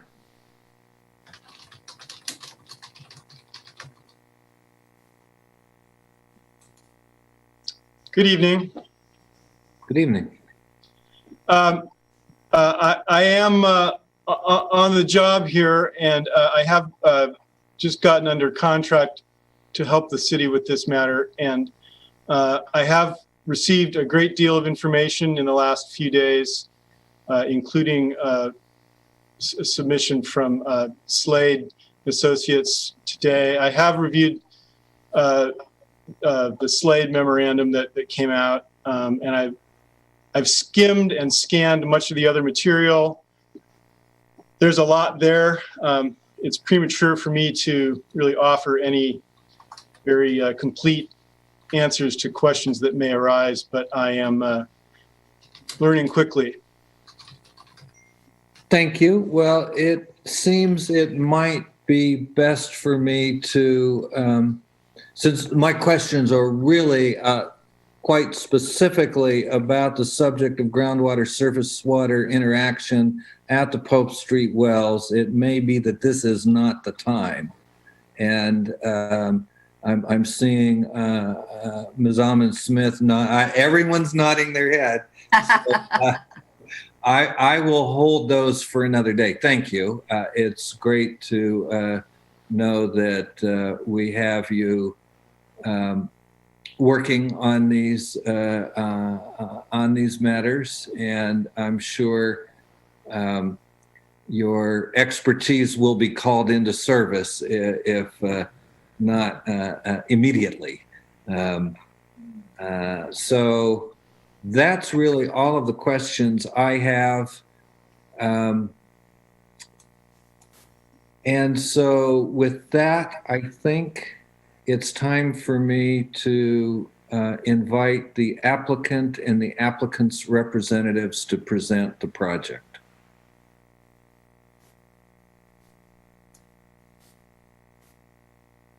Thank you, Chair Hardy. Thank you, Mr. Hall. Welcome. Well, yes, I'm delighted to have this opportunity to present to all of you. This has been a long road to get here. We actually made our first presentation to the City Council in August of 2016.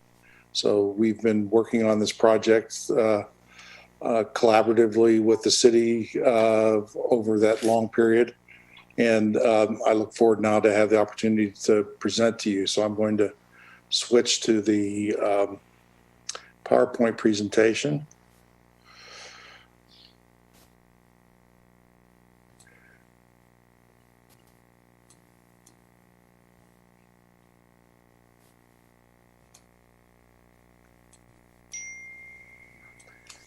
Can you all see that? I can. I assume everyone else can. Terrific.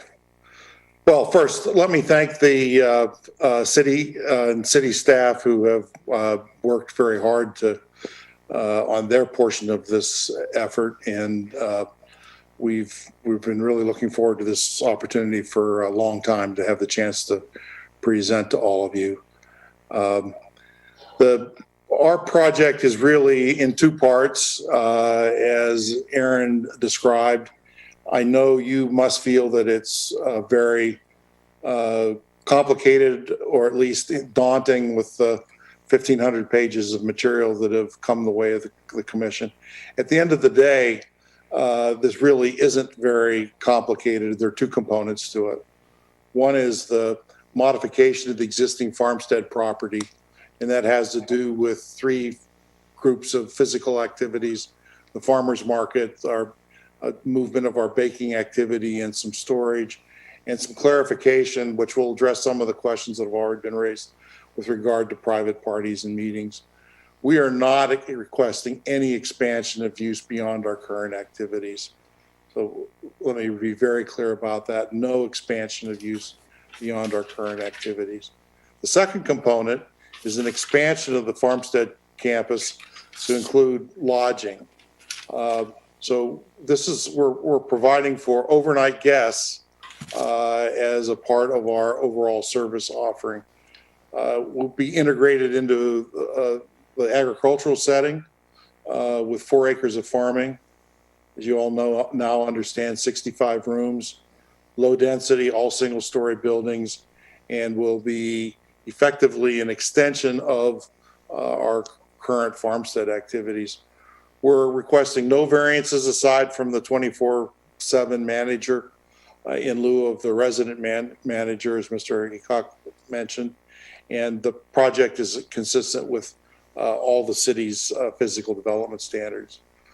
So to provide you with a little bit of background, which will speak to the essence of the project, we've been here in the Valley farming for over 30 years. Our adopted motto from the very beginning has been excellence through responsible farming. And we're a family-owned, family-operated, values-driven business. We have a mission that's expansive, but at the core, we aspire to create world-class wine and food experiences responsibly, safely, and using entirely sustainable organic methods. And that's what we've been doing over these many years. We've been very committed to environmental leadership, and this is very relevant for everybody to understand the context of our project and why we have made some of the major design decisions that we've made.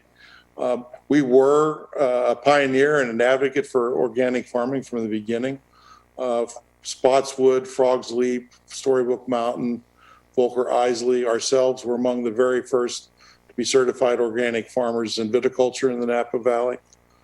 We've kind of led the way along with Frog's Leap and a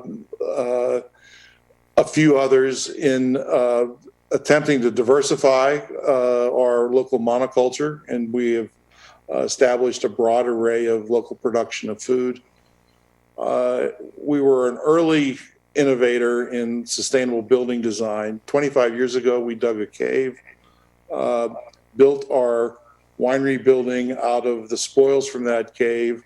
At the time it was constructed, it was the largest rammed earth structure in North America. What's notable about it, it has no mechanical heating and cooling systems. So it relies entirely on the thermal mass of the building to maintain temperature. And this was all before LEEDs. Had there been LEEDs today, at that time, this would be a platinum building. But it speaks to the kind of design experience and design sensibility that is reflected in our project. We were among the first solar-powered wineries, along with Schaefer. We were among the first to use biodiesel, along with Tres Sabores. And significantly, I was a fish-friendly farming founding member, along with RCD, the vintners, the grape growers, the Sierra Club, Fish and Wildlife, and a number of other government agencies. So we've been committed to the practices and processes that are friendly to our environment and specifically friendly to the Napa River for a very long time. What's also reflected in our project, and you'll see this in its design implementation, is that we've been very committed to community stewardship. I am the chair of the St. Helena School District Agricultural Education Committee. I participated in the revitalization of the FFA program back in 2000, and we have been committed to enabling people to have a deeper and greater understanding of agriculture and to have hands-on experiences. And our project will really provide another angle on being able to accomplish that. Through our foundation, we've supported music education throughout the valley. One of our 6th annual events is a benefit concert for the Timothy Hall Foundation that has benefited all of the school districts in the Napa County. We've operated a farmers market stand at St. Helena Farmers Market since 1991.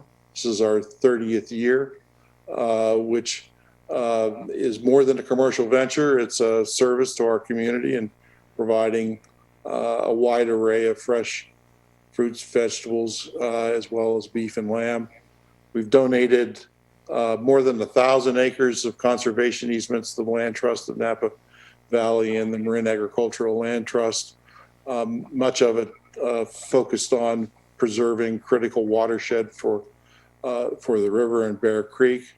And we have a long history, both of our staff, but also members of our family, being educators in agriculture. Laddie, my wife, for example, has been a teacher for more than 20 years at Ag in the Classroom.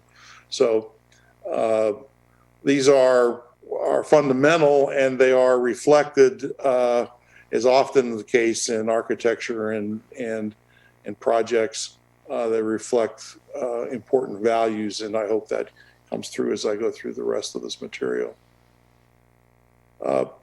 To speak to that in a little bit more detail, Farmstead's core principles are that it's grounded in agriculture. We're authentically farm to table.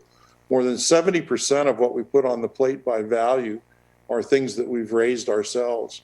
So this is not just lip service to farm to table. We're really doing it, and doing it on a scale which is not duplicated by many, even across the country.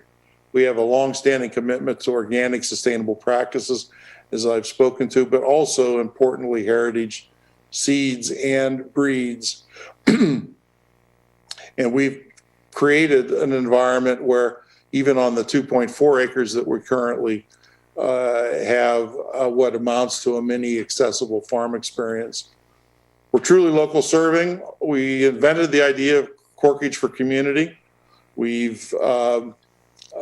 started out collecting $5 per bottle brought to our restaurant. It's now $10 a bottle, but we've donated all of those proceeds to support local serving not-for-profits. We have family programs, pumpkin carving, Easter egg hunt, and so on over the course of the year. And as I mentioned, an occasional community concert. When the St. Helena Farmers Market is not operating, the 6 months out of the year, we offer public service of our farmers market, and we are a certified farmers market on the property at that location, and we also often do it on a second day during the regular season. And I think most of you who are listening in today and are visitors to Farmstead recognize that we've created a place that's genuinely a gathering place for locals. So the existing Farmstead site the look and feel was established in 2009. We converted the existing large nursery barn into a 160-person restaurant.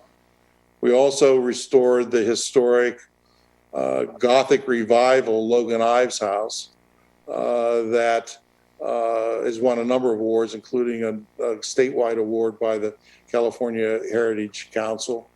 And it's in that space that we have operated our general store and the chef's table.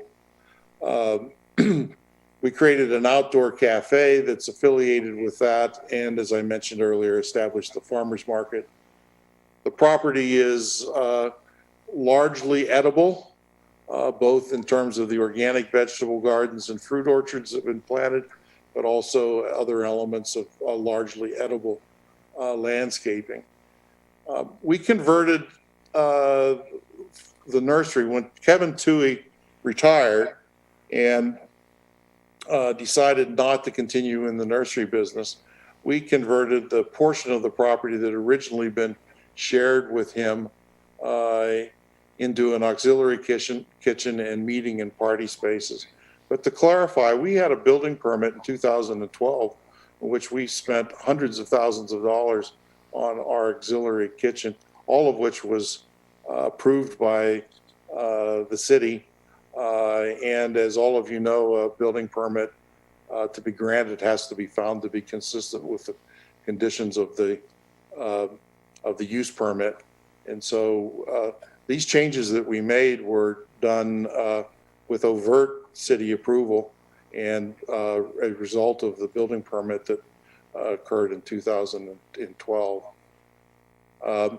To the existing site, we're planning minor changes.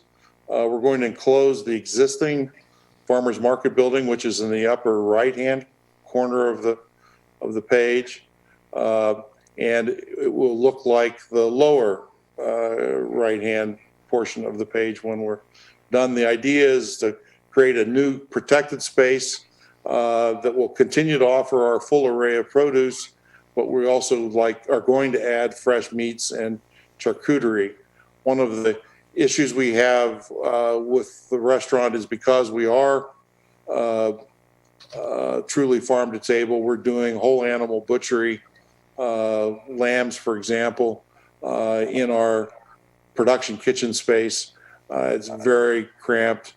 By moving to that activity to this location, we'll free up space in our production kitchen, but importantly also now have the opportunity to offer our grass-fed beef and grass-fed lamb on a fresh basis to our customers. We're moving the bakery that exists in the main production kitchen at the moment to an existing commercial kitchen in the Logan Ives house. We're able to do that by moving the existing chef's table guest experience to the new multi-purpose building, which we'll discuss when we get to the lodging project. And I've noted the questions that Commissioner Pont asked during the earlier portion of the meeting. We're going to make a few other additional changes to the property. We're going to add some dry storage space, provide some dry storage space to support the private party spaces. You can see that marked on this page. And we've also are taking advantage of this opportunity to increase our sound abatement. We're going to add a sound wall at the outdoor bar, raise the perimeter fence to the east from 6 feet to 8 feet, and we're going to place sound barriers around the HVAC and exhaust equipment on the roof of the building. We discovered that this was a smart idea largely as we went through the design process of the multi-purpose building, where we are providing those kinds of sound barriers from the very beginning. The total additions that we're making are very modest, only about 1,300 square feet. These in and of themselves would not normally have precipitated the need for amending the use permit. With regard to meetings and private parties, we are clarifying our continued use. We plan to continue those with no expansion of use. And to be clear, all of our use since the 2012 building permit are ancillary. They're completely consistent with what any typical restaurant would undertake. It represents less than 10% of our total visitors. Most of these are modest-sized parties, 10 to 75. We do occasionally do parties up to as many as 200 people. The materials provided by the city point out that our recent practices has been on the order of a few weeks that we have the four parties per week. But even the number 200 may seem like a large number to a casual viewer, but in a 160-seat restaurant where we turn our guests every hour to hour and 10 minutes, this is only about an hour and 30 minutes worth of visitors that would normally be coming through our restaurant in any case. So these are not large numbers. We are going to continue our 6 local community events. I've already described those in some ways, and take advantage of our opportunity in the very off-peak, early in the morning, opportunity to offer yoga and other physical exercise classes. We've made entirely appropriate provisions for parking and sound. We have sufficient parking spaces to meet the on-site parking requirements of this planned use. When we do have a larger party, we require a shuttle for parties greater than 40. We also employ valet parking. Most of the time that valet parking has to do with double parking within the existing parking lot, as opposed to taking cars someplace else, but we also can deal with that if that's necessary. All our uses of amplified music have been done in conforming to the city noise ordinance, and we have rigorously applied for an amplified use permit anytime that applies. We keep a very rigorous log of our complaints. We take it very, very seriously. We've not had a complaint about guest parking on Charter Oak or any complaints about sound from our property since 2015. So that's where we are with existing farmstead. What we're planning is a logical extension of the farmstead campus and expanding the overall footprint onto the 10 acres to the south. And we're going to do that with a lot line adjustment to connect the parcels. So to orient you to this slide, the lower left-hand corner is the actual aerial photograph, and you can see the red line around it. By virtue of an exchange of property with the St. Helena Veterinary Hospital, we're able to create a pathway connection. And then the rest of this slide is a artist's rendering of the agricultural uses and the location of lodging. We'll get into that in a little more detail in a minute. The whole premise here is to expand the campus in a way that will deepen our guests' understanding about how food is grown for the table. And that's very important to my earlier discussion about values and what we are committed to communicating and sharing with the larger community.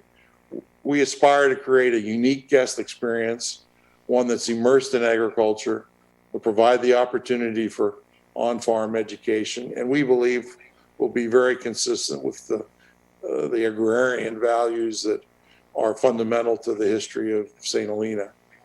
So we'll construct and operate 65 rooms of lodging.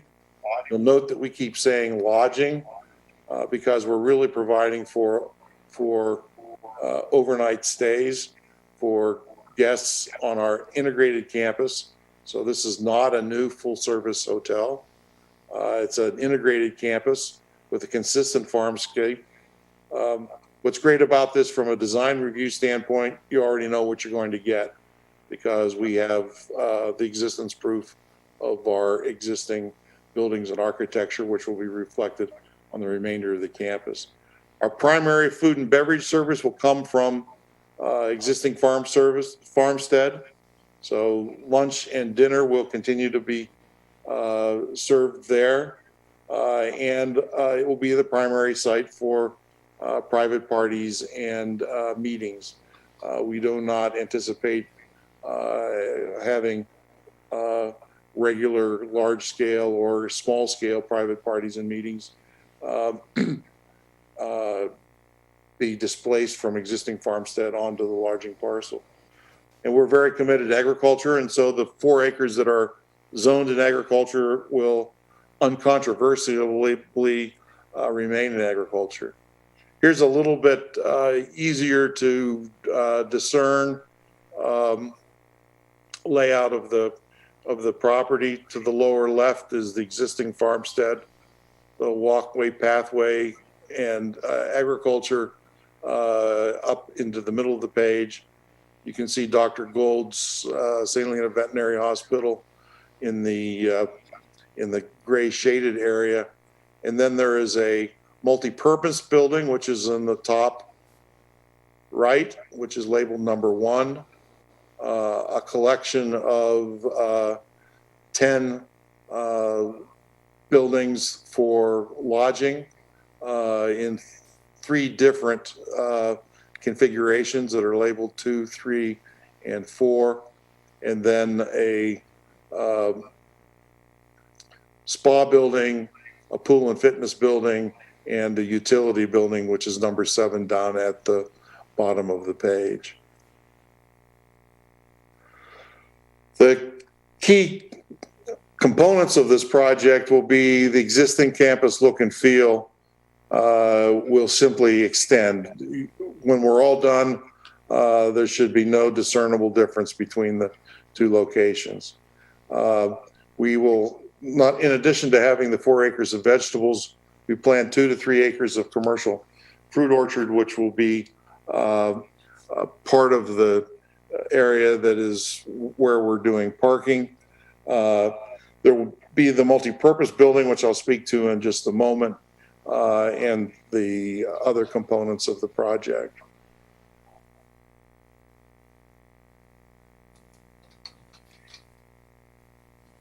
the buildings, the rooms themselves will be 65 rooms, each with covered patios. They'll have effectively 650 square feet per typical guest room. It's meant to have the opportunity for guests to enjoy the outdoors. So there'll be 400 square feet of enclosed space in the typical room and 250 square feet of outdoor living. What's a distinctive nature of our project is we're dedicating 2 bicycles to every room. Each room will have its own bicycle rack, and they will be existing in this edible landscape of herbs, fruit, and citrus trees and other vegetables. Because we are aspiring to create an opportunity for guests to have an enhanced appreciation for agriculture, we are creating this multi-purpose building, which will architecturally be a reflection of the design concept of the converted barn that where existing farmstead exists. For lodging guests, we will offer breakfast service, room service, and have available the meeting room and the ability to subdivide that meeting room into classrooms and to take advantage of the adjacent lawn area. For lodging guests and visitors, we will take the existing chef's table activity and move it to the Logan Ives house, from the Logan Ives house. And then we plan to, in the core of the building, conduct a wide array of agricultural education programs. To answer the questions that were previously asked, these are not coincident activities. The multipurpose room will have a demonstration kitchen. Sometimes will be used, but other times when it's a lecture on organic farming and gardening, the demonstration kitchen part of the space will just simply be used as a podium. These education programs will occur in the morning, in the afternoon, but not at mealtime. We will offer the chef's table at mealtime for 20 people at a seating, and at dinner time. We would expect that the vast majority of our guests will likely be having their lunch meal either at existing farmstead or some other restaurant in town. The chef's table is a more intimate, more expensive offering, is not part of the routine service of all of the guests in the hotel. Because many people have suggested that it would be a shame to offer these agricultural education programs and not have them available to the public. We will make space available for people other than lodging guests, but that's not our primary purpose. Our primary purpose is this is programming to meet the needs and interests of our lodging guests, provide them with an opportunity to have this immersive agricultural experience. And this is simply one of the spaces where this could occur. We would also imagine taking groups out on tours and sampling in the vegetable operation itself, as well as conducting classroom activities. Additional purpose of the multi-purpose building is for our employees to have showers, a break room, and bicycle parking, because we are aspiring not only to our employees, but not only our guests, but our employees to make use of bicycle transportation. The showers are an important part of that offering for them.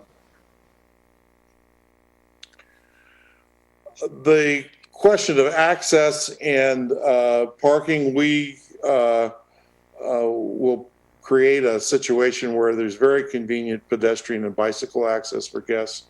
As I mentioned, bicycles are provided for every room. It's a network of paths connecting the existing farmstead site and sidewalks and bike paths. We will also employ electric shuttle vehicles to move guests across that distance. We have a rich opportunity for parking. There are 59 parking spaces at existing farmstead, and we can expect that to continue to be used in the way that we are currently operating. The primary auto access for the lodging area will be from Mills Lane, and I will show you in a moment a more detail there. As been mentioned several times today, 70 parking spaces are what's required for the chef's table and the lodging portion of the project. We have 80 spaces provided, which is an ample quantity of on-site parking, and we have 56 off-site parking spaces. One of the attractions of our location is that it really is pedestrian and biking friendly, and we believe that many of our guests will take advantage of visiting our downtown. It's less than 10 minutes walk. It's just a 5-minute bike ride. We are going to improve pedestrian crossings at both Mills Lane and Charter Oak, which I'll illustrate in a moment. And we would expect that many of our guests take full advantage of this easy access to visit our retail shops and downtown restaurants. The total distance from Farmstead is only 4 city blocks to the central point in downtown, which we think of as Hunt and Main Street. A attractive bicycle path, bicycle route to downtown is down Charter Oak, across Allison Avenue, up Pope Street, and over on Churchill to that same location. That's really only a 4 to 5 minute ride. And as we think about future opportunities for the city, and the more we've thought about it, a bicycle rack location along Hunt Avenue on that block between Main Street and Railroad, maybe behind Reed's, could be a very attractive place to focus people who are traveling to downtown on bicycles and then choose to park them and then shop on foot up and down Main Street.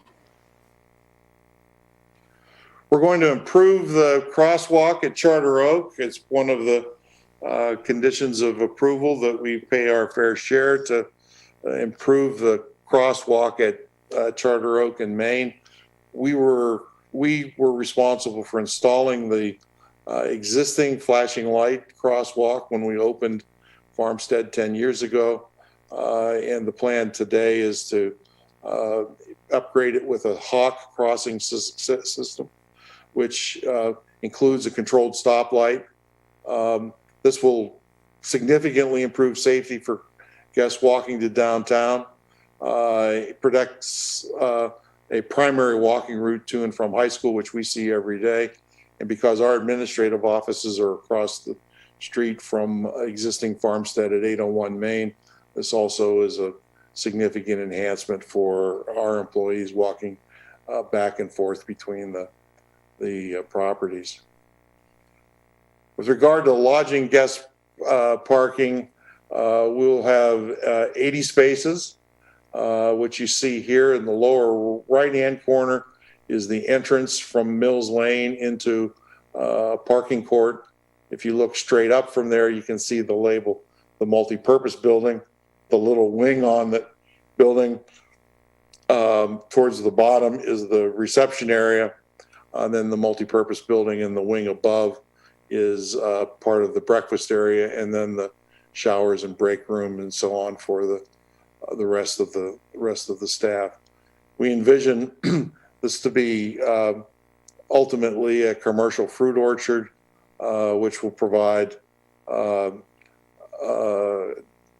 additional screening and shade coverage for this area. We are going to provide 56 parking spaces at Del Del and McCormick that in a dedicated offsite lot. The prior version of our presentation showed 73 parking spaces in this location. We have adapted that to conform with the zoning requirements of 20% of the area being covered with shade trees or other landscaping, which you can see in this site plan. Employees will either walk from here, it's only 0.2 of a mile to the campus, or we'll take advantage of a shuttle, which we will operate, especially take advantage of that shuttle in the evening hours. We do not, as a result of this layout, expect any employee auto traffic on Mills Lane, which is a large attraction, and we will, as part of the project, pay for the addition of sidewalks to La Fada. The 46 parking spaces are adequate. Our peak, we've done an hour-by-hour analysis of our staffing plan for the integrated site. Our peak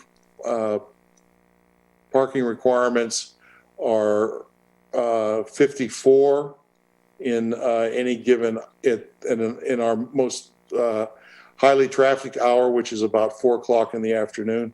We've also made provision for an assumption that the coming on shift will overlap with the outgoing shift, which increases the total number of parking spaces theoretically from 54 by 11, which is our shift, which takes us to 65. But that's assuming that 100% of our peak parking is by people coming solo in a vehicle, and all of them arriving simultaneously. With our existing current travel patterns, where nearly 30%, actually more than 30% of our staff take alternative transportation means, we only need 46 spaces. If we were to reduce that percentage to just 15, we still only need 55 spaces. So we think we have very thoroughly examined this issue and find that we have sufficient parking. Our traffic impact from our farmstead workers is mitigated by a number of factors which are favorable to the overall project. First, our work hours are spread over nearly 24 hours, so important to think of the project as people are coming to work at 2 o'clock in the morning to start baking. Early morning is landscaping. Next up is food prep. Next up is farming. The cafe opens, and then we begin food service and until late in the evening, and then the clock starts all over. So our employees are spread over a very long period. Nearly a third of our employees take alternative means to work. 10% walk to work, 6%, almost 7% ride a bike, and 21% take a carpool today. So, and that's all really quite plausible when we realize that nearly a quarter of our employees live in St. Helena. We're going to make additional traffic improvements by addressing the long-needed Mills Lane, Grayson Avenue alignment. I think most of you know, even with the new intersection and traffic light at Grayson and Main Street, the stub intersection that's created by the existing entry of Mills Lane onto Main Street is a real problem, especially when traffic leaves that intersection with a green light headed north. So we will, consistent with the Highway 29 specific plan, realign Mills with Grayson. It will be widened to accommodate 2 lanes of traffic. We will be creating another bonanza of additional parking, and there'll be 42 new parking spaces along both sides of the street for parallel parking, which has the additional benefit of providing overflow parking for the High School Performing Arts Center. And because there will be a new signal protected pedestrian crossing, this is a really attractive combination. And so, as was discussed earlier, we plan a combination sidewalk and bike path, Class 1 leading to Main Street.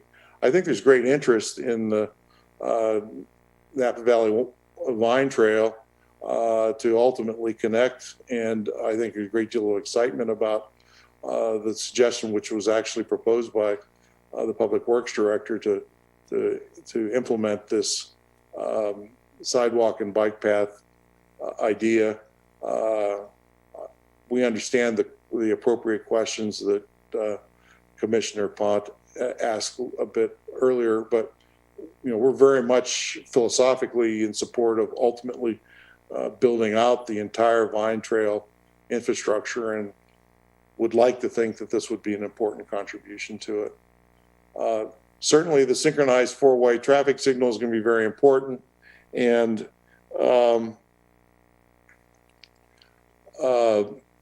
the additional benefit will be a new level railroad crossing.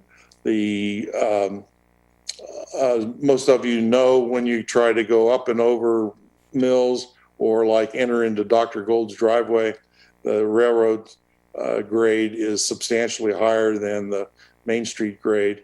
One of the advantages of this relocation site is that the grade improves dramatically and will be largely a level grade when the new railroad crossing is put in place. In addition and simultaneous really with this Mills Lane realignment, we're going to address some very important storm drain issues. This is a picture taken from the city's recent plan with regard to its capital infrastructure needs.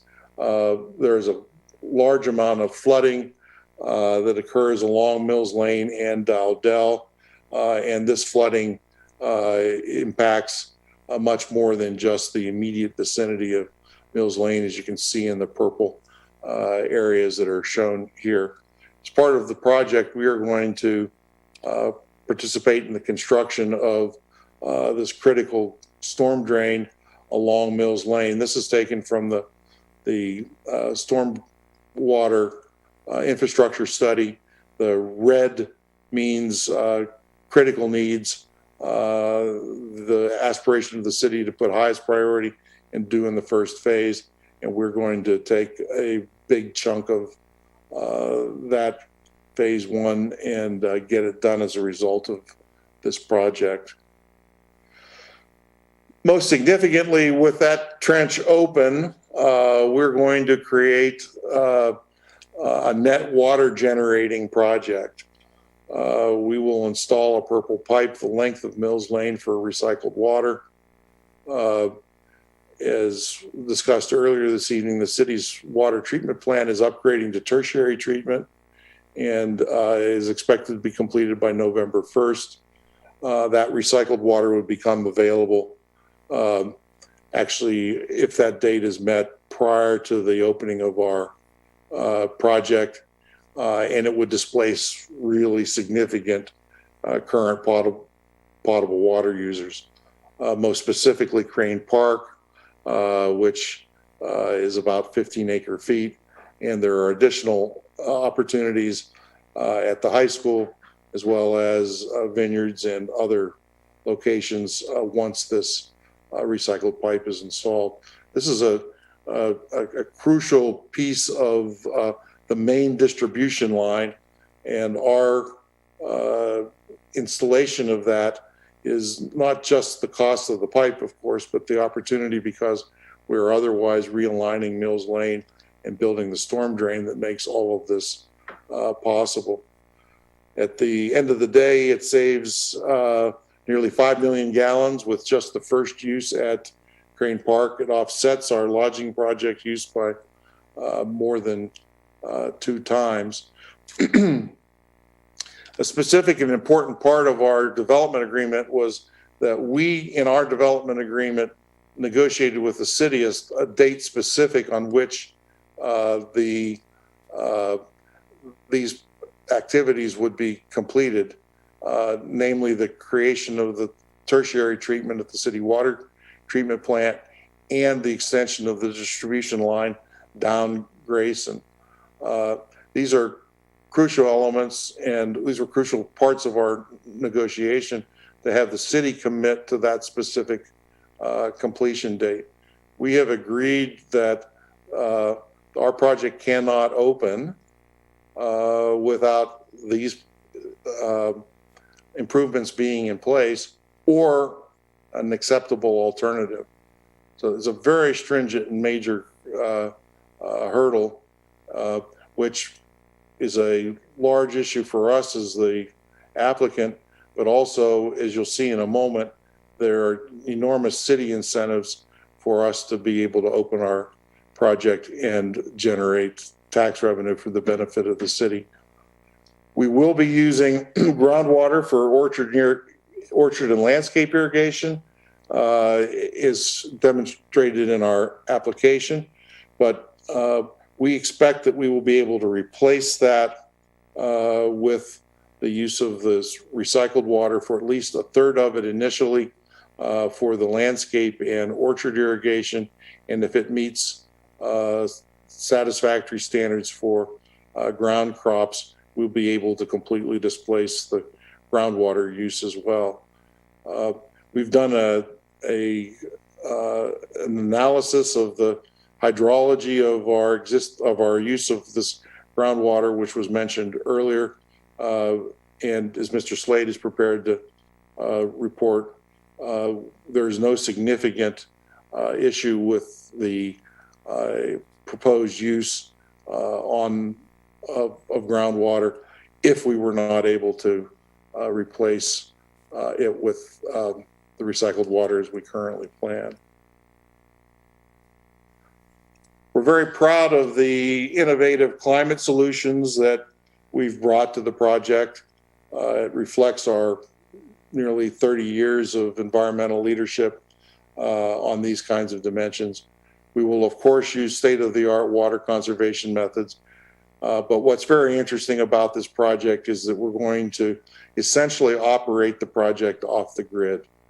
So we'll generate solar power and use battery storage to carry us through during the times when the sun is not shining, and operate a microturbine, which is very low emission, highly efficient technology to provide backup for the entire campus, as well as top up any peak demands that we might have. The environmental advantage of having the microturbine on site is it allows it for cogeneration for heating, which means that we will be able to heat hot water for lodging guests, maintain temperature in the pools through entirely a byproduct source of energy. And we will be able to power our own electric shuttle vehicles with power that we generate also on this site. What's further intriguing is that we're taking a design that we've developed for a winery project and applying it here, which is the creation of a thermal battery, which is taking solar energy and making it directly into ice, large quantities of ice. So there'll be a large ice reservoir, which we will then circulate ice water around, meaning that we'll use ice water for our chilling systems, which means there's no conventional HVAC and glycol or other hazardous materials associated with the project. We'll use salt-based systems for the pool and spa, use high thermal value building materials, and we'll continue to do all of the things that we've been doing all these many years in terms of certified organic farming practices and food and organic waste composting. Excuse me 1 second, Mr. Hall. I'm just wondering how much longer you have for your presentation, do you think? 10 minutes, maybe. Okay, well, just so everyone knows, then my plan will be to take a short break when Mr. Hall completes his presentation. Thank you. With regard to workforce, transportation, and housing, we'll continue our commitment to community benefiting policies. In addition to the parking issue, we're very aware of the need to reduce peak congestion on Highway 29 and Silverado Trail. I'm one of the founders of an ad hoc group that is now being resulted in a project by the Metropolitan Transportation Commission in concert with Napa County, which is called Napa Valley Forward, that will allow for multi-employer ride-sharing van pools and specialty bus schedules to be created. It's a very innovative data sharing methodology coupled with company incentives that we are hoping will increase the alternative use of transportation and also contribute to the reduction of peak congestion. One of the typical problems is that no single employer has found it able for them to have a sufficient number of employees going to and from the same spot to be able to successfully operate van pools and other specialty bus schedules. By combining all of this information with multiple start and stop times, we think there's a real opportunity to dramatically change the use of the transportation system, and we're committed to being part of that. With regard to workforce housing, we've committed to $3.2 million of housing impact fee, which is the highest in Napa County's history. We're going to do that by providing $1 million for site acquisition for our town, St. Helena. We began working with our town, St. Helena, more than 3 years ago and made a commitment to support their efforts to build workforce housing. And in our development agreement, we've negotiated the allocation of the first $1 million of our activity to support that initiative with our town, St. Helena, with $2.2 million to follow. We're committed to constructing real projects. So this isn't, and we're committed to putting our leadership behind that. To give you a feeling for how dramatic this commitment on our part is, this is an illustration of what the equivalent housing impact fees are by ordinance in each of the local communities. So we were required by ordinance only to provide $202,000 of housing impact fees. If our project were in Calistoga, it would have only been 114. If it had been in Yountville, it would have been higher, 642. The negotiated arrangement with Los Cobos was for $750,000, and the highest previous commitment to housing impact fees in Napa County was the Knoll project at $939,000. So you can see that we've are exceeding that by a very wide measure. What's most significant is it's associated with real potential projects. The current primary focus of our town, St. Helena, is to build the proposed Phelps Village. It's a 30-unit rental complex. The roof pattern is shown here on the bottom of the page. It's a mixture of 2 to 3 bedroom units and could have an occupancy of a total of 150 to 185 people. It's in a very attractive site you can see the proposed Phelps Village in the red rectangle and the previous schematic of our project. Here you can see it in greater relief. It's a open vacant lot with no residential disruption around it. Has the additional benefit of us being able to maybe modify the design of the Mills Lane to accommodate the egress and ingress to that Phelps Village, and it's a very exciting potential project. So we feel that we have addressed the portfolio of concerns that have been addressed in very robust and innovative fashion. The purple pipe is going to enable citywide use of recycled water, and just in its initial implementation is going to be net water generating and more than 2 times offset the lodging water's use. With regard to climate, we're really there on the leading edge. We're sequestering carbon by organic agriculture. We're going to operate off the grid. We're promoting bicycle use. We're using sustainable building practices.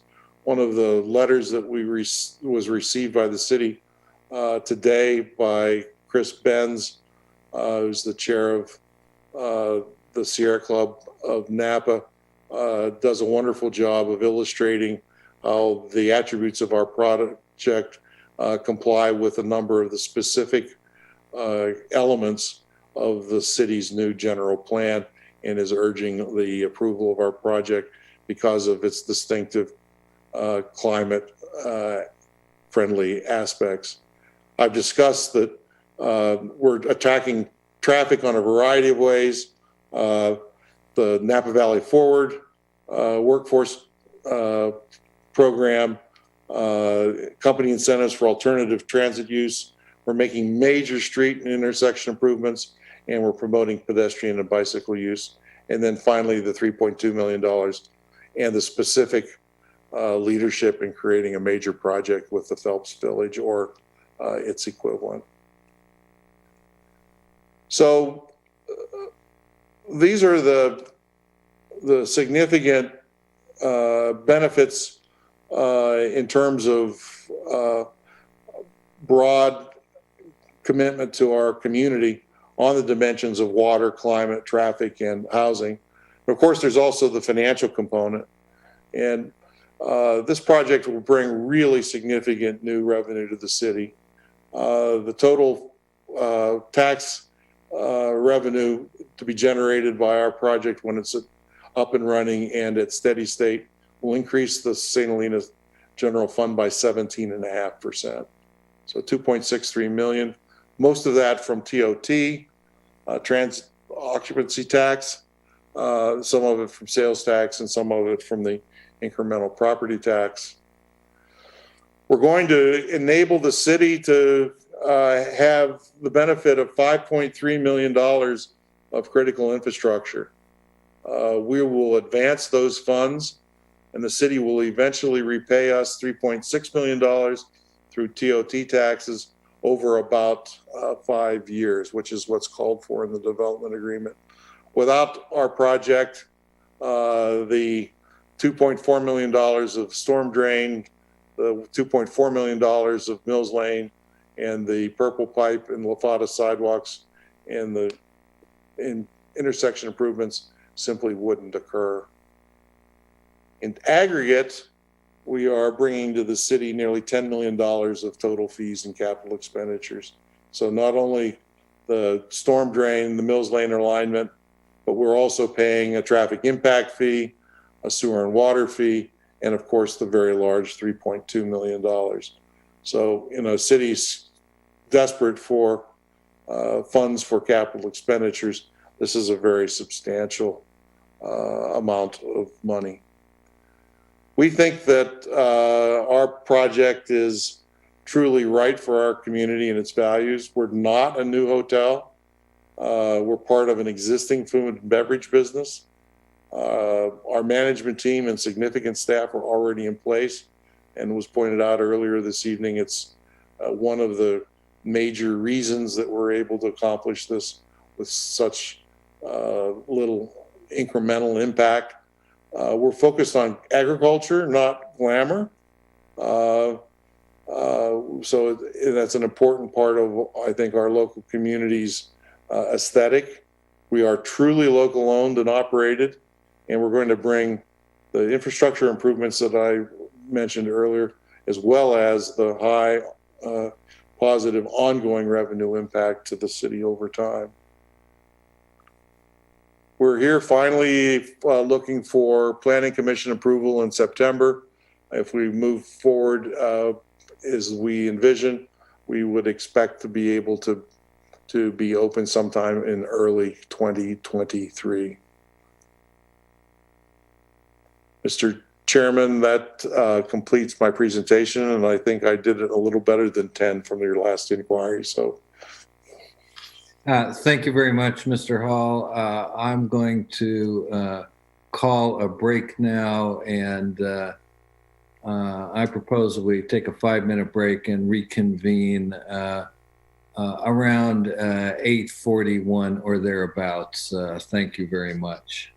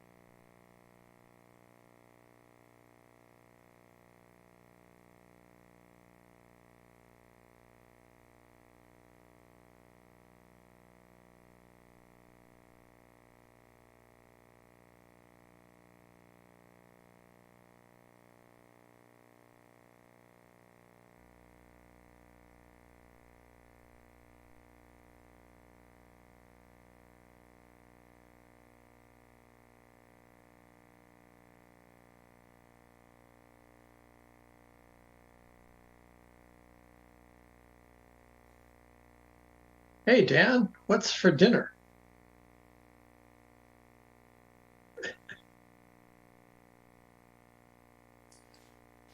Mediterranean mint ice cream. Ah, bring enough for everybody? Yeah.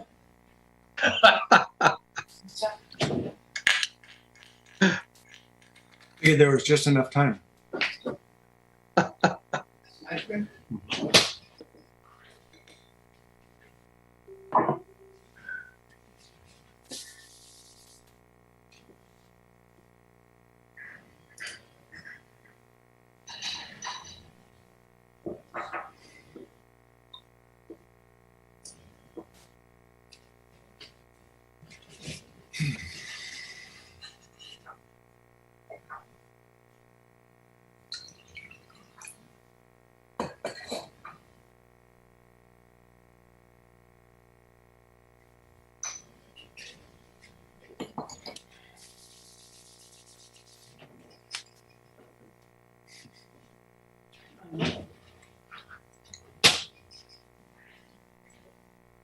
Here we go.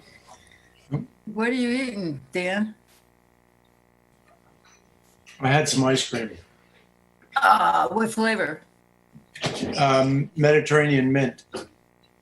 I just had salad.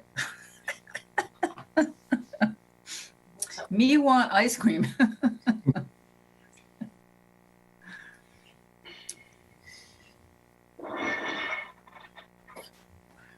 Hello, everyone. I feel It's time to resume. So we just finished hearing from the applicant, Mr. Hall.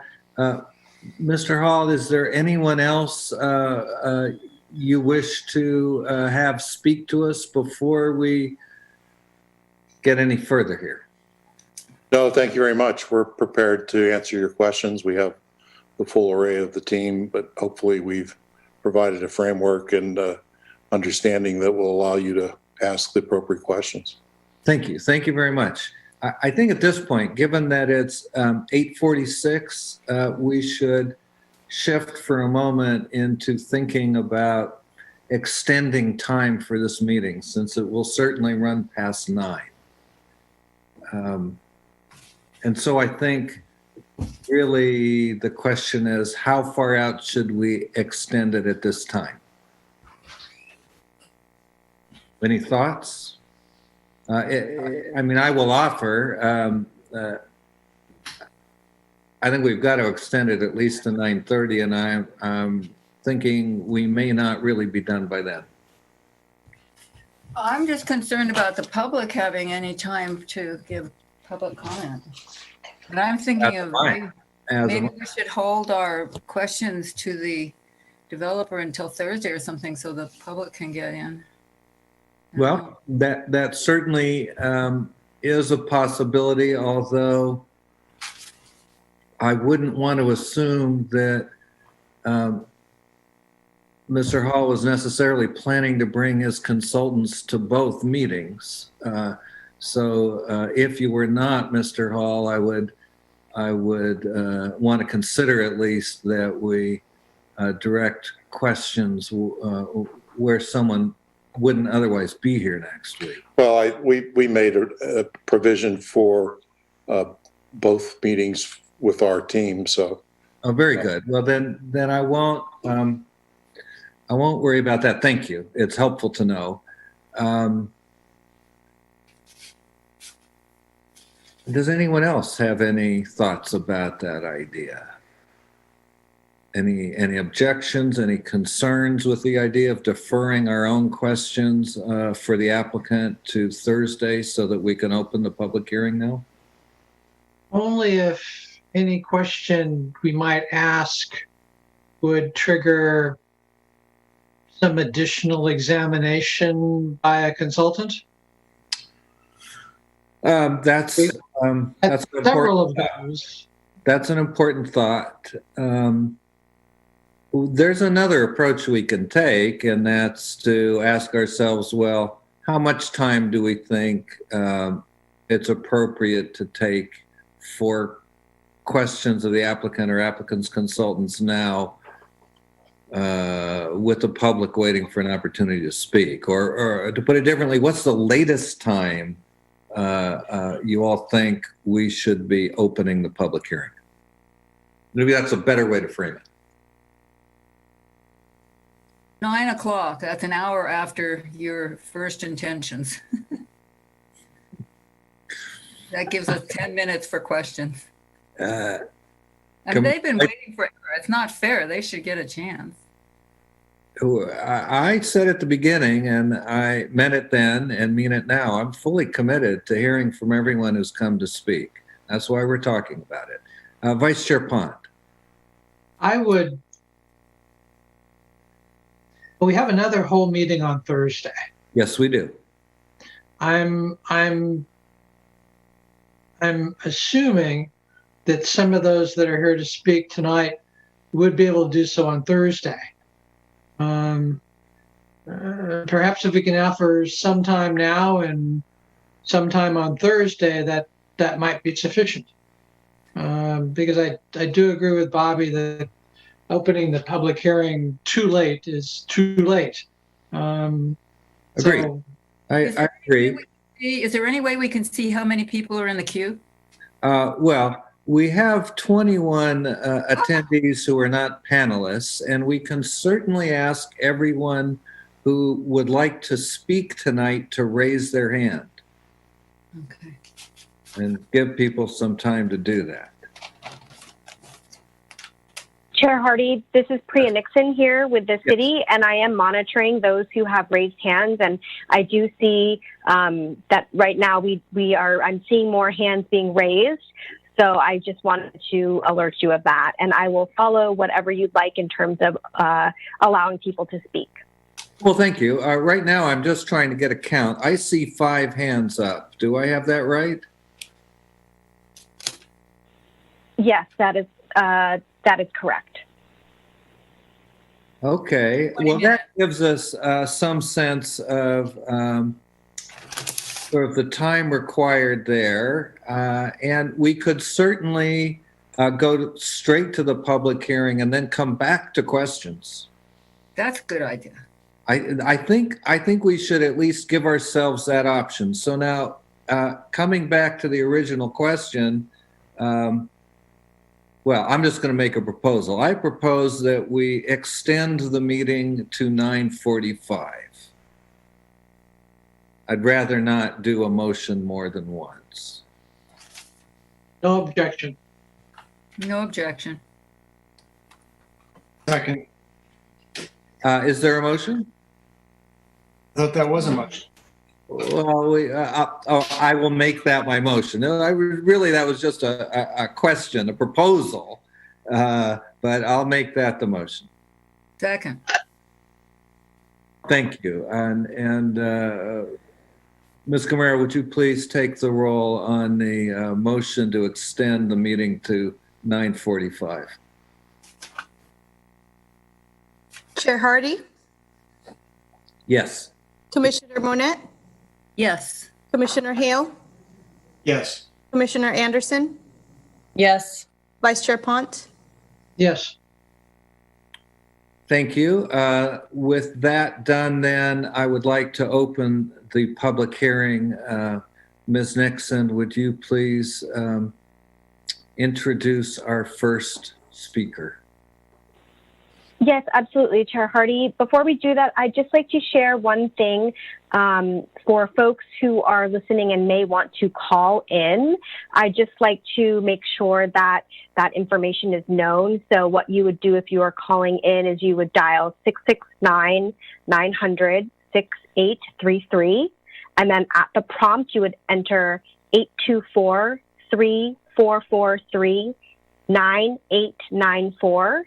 And press pound, and then you would press *9 to be put into the queue. I just wanted to make sure that I share that information, and I will unshare my screen. And with that, I am now going to start my clock and introduce the first person. Last name Stevenson, please say your first and last name, and I will start my clock when you speak. And you should be able to unmute yourself. Hello, this is Mary Stevenson.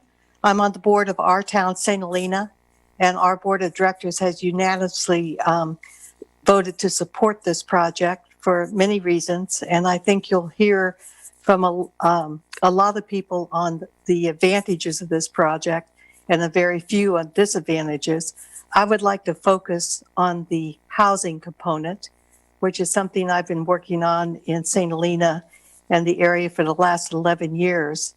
I think that both the petitioner and the city of St. Helena, the city staff, the legal counsel, and the housing committee from the council, which is Mary Koberstein and David Knudsen, should be commended because this is an unprecedented development agreement regarding housing in Napa County. I think that not only is this very valuable for St. Helena, but it's setting the bar high for any other hotel development in the 5 incorporated cities or in any of the incorporated areas to actually make a genuine contribution to housing incremental employees. So this project goes way beyond a hotel project in St. Helena. It is setting a historical precedent for housing impact fees for the county. And I hope you take that in consideration. Thank you.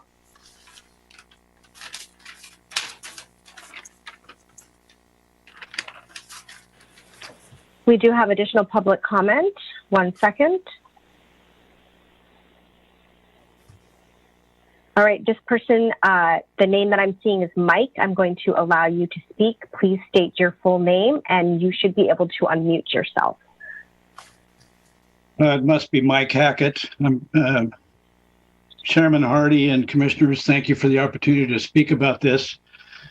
I really am not weighing in on the plausibility of the hotel so much as any development at this time in St. Helena.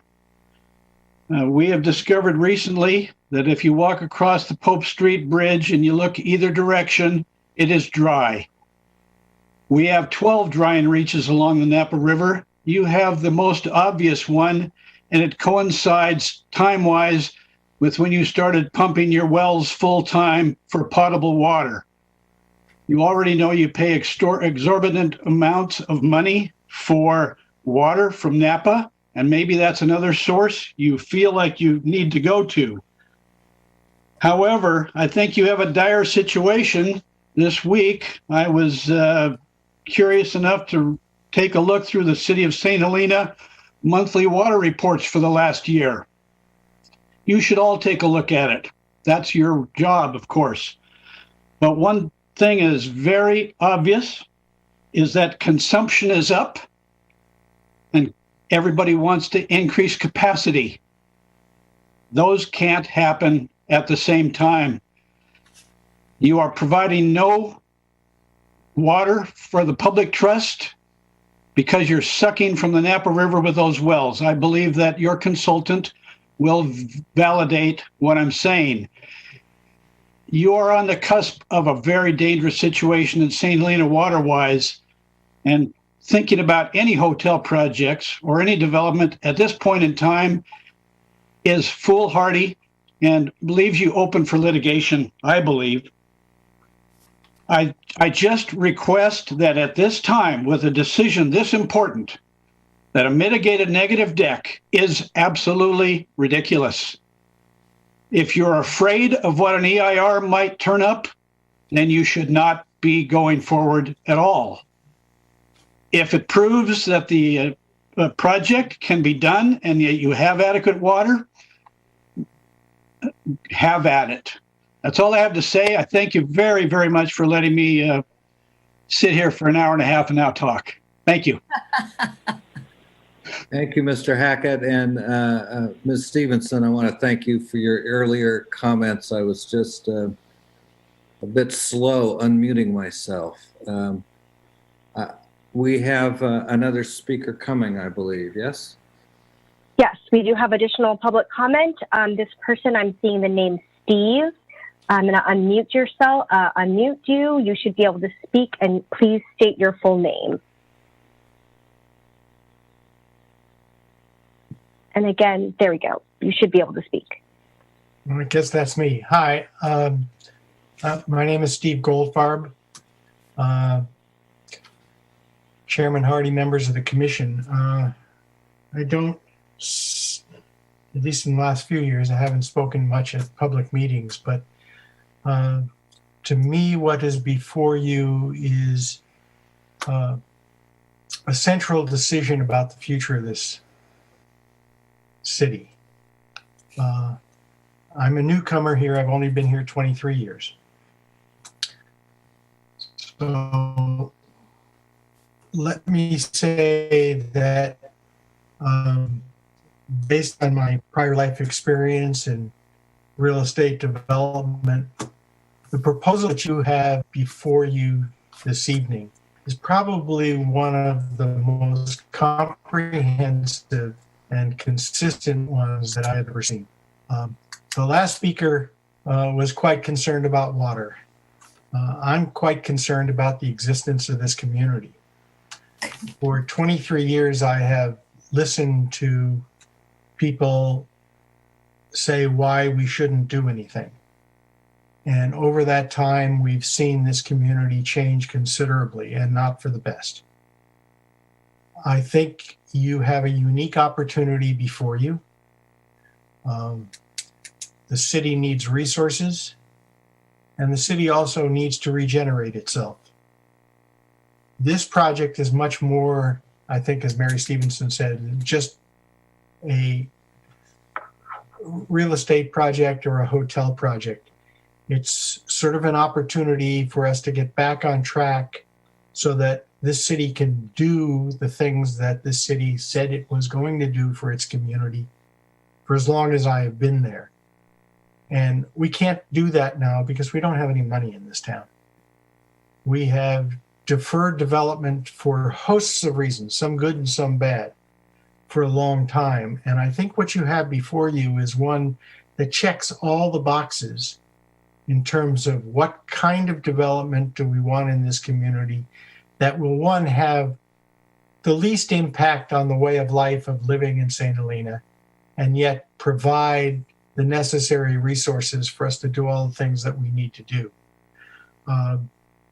I have no connection with this project at all, but I believe that Mr. Hall and his crew have done a phenomenal job of putting together a project that has listened to what this community has said for a long time. And I think the city staff has done an amazing job of putting together a program that makes sense. And I do know that there are specific issues that will come up with any project of this magnitude.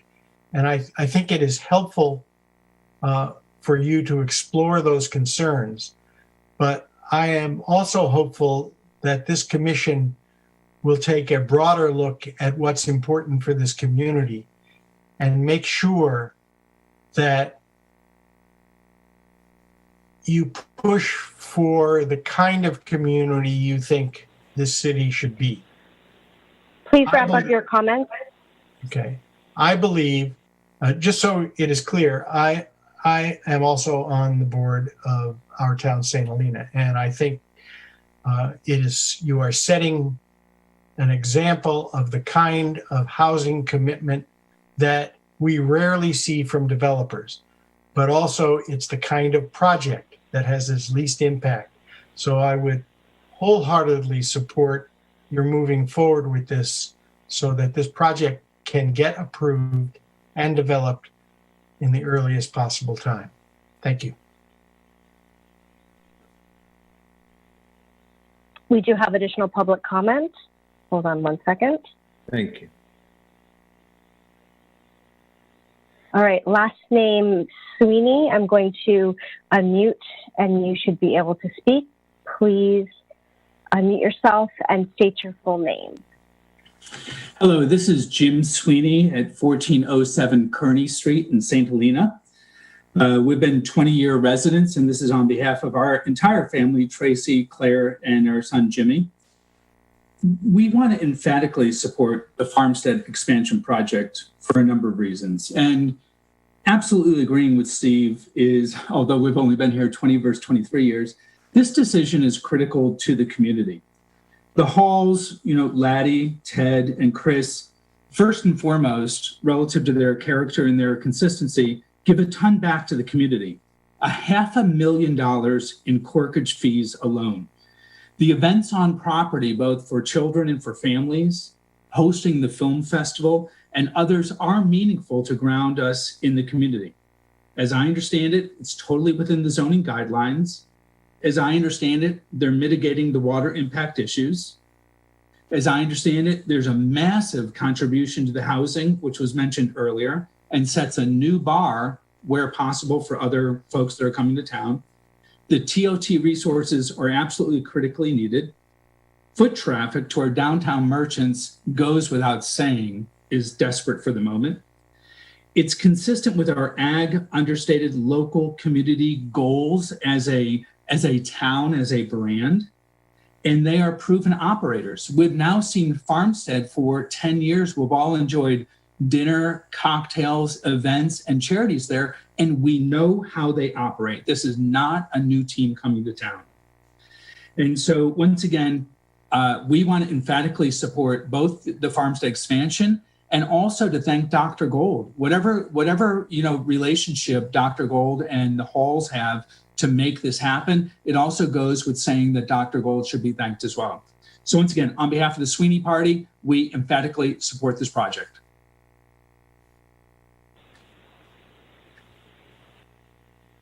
All right, I'm looking to see if there are any more folks who would like to speak again. If you would like to speak, now is the time to raise your hand. If you're using an iPad, it's at the top part of your iPad. Computer, it's at the bottom. You can also call in. Chair Hardy, I'm looking right now, and I'm not seeing any more raised hands.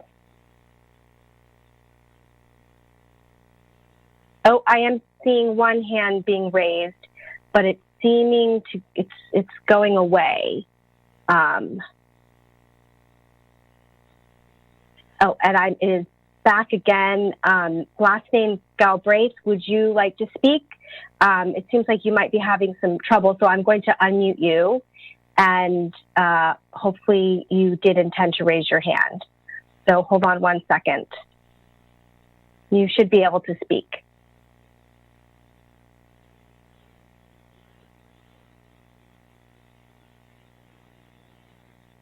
And I'm going to ask to unmute you again.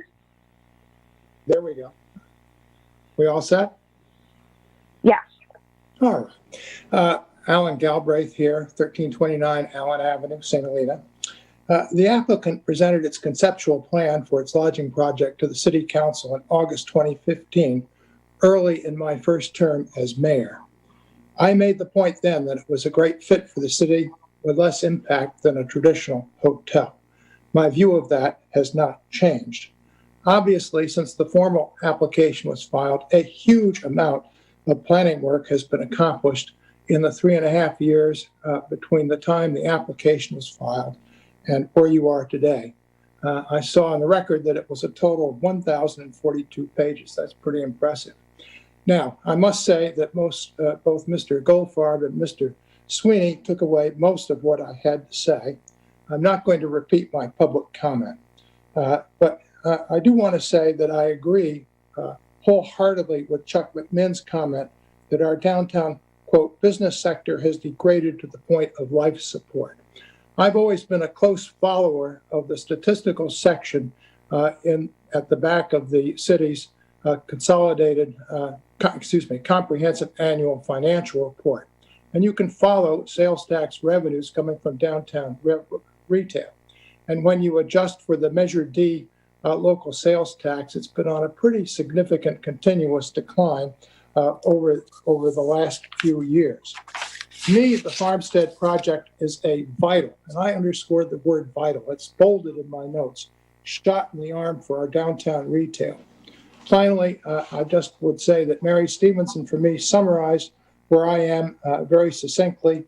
This is a good project and deserves all of our support.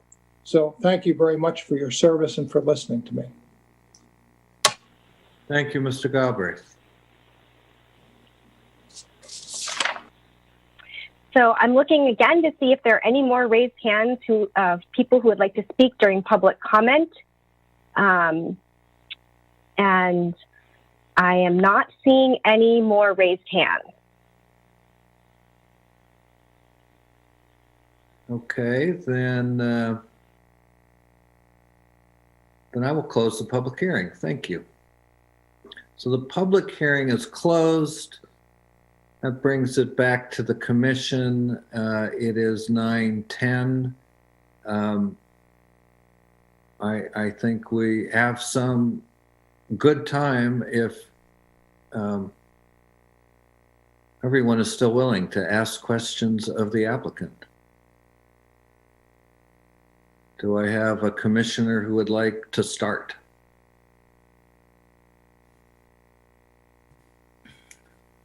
Well, John, do you want to start? You probably If nobody have... else wants to jump in, I would be happy to do so. Okay, I'll follow. I'm trying to figure out on the presentation with the parking lot now reduced to the off-site parking lot, or reduced to a significantly smaller size. There seems to be a large difference between what the traffic study is saying and what was presented on the slide. The traffic study seems to say that they need 73 spaces if at peak. And now we're hearing they need 54 spaces at peak and without any reduction for any TDMs. And I'm trying to make the difference in my mind work, and it just doesn't seem to come out. So I'd like to ask an explanation of why the traffic study says 73, but the presentation says 54. Well, First question. the believe the city specified the total amount of traffic for the purpose of study and chose a number that was meant to be conservative in its nature. So the 65 was a number that was chosen for that purpose. What we've done, and what we've done consistently from the beginning, is actually looked at the actual staffing model for the project. And the total staffing at its peak is 54 employees, which occurs on an afternoon at 4 o'clock. What we've done is taken an additional very conservative, and frankly, we could have ignored this, except we were trying to do things absolutely the right way, which is to recognize that when we have a shift change, that we can't simultaneously vacate a parking space and fill it. So at that peak, at 54, we have an arriving shift of 11, a departing shift of an arriving shift of 11, which creates the instantaneous need for 54 plus 11, which gets us to 65. And that, of course, is then assuming that all of that traffic is coming solo, one person in each car, and all of it's requiring parking. The actual practice of our employees is we achieve approximately 30% alternative transportation use. So 30% reduction on 65 gets you to 45. 0.7 times 65 is actually 46. So we have 10 excess spaces. If we take a conservative assumption, our traffic consultant suggested that 15 to 20% would be a typical assumption. So we took the low end of that assumption, which is 15%. And so 85% of the 65 needed gets us to the 55 that we're discussing, and that leaves us with one available parking space. Okay. And Mr. Pont, I mean, we think this is extraordinarily conservative. We remind the commission that we expect to be able to achieve an even higher level than our 30% alternative traffic travel means. But even at that level, we have ample parking.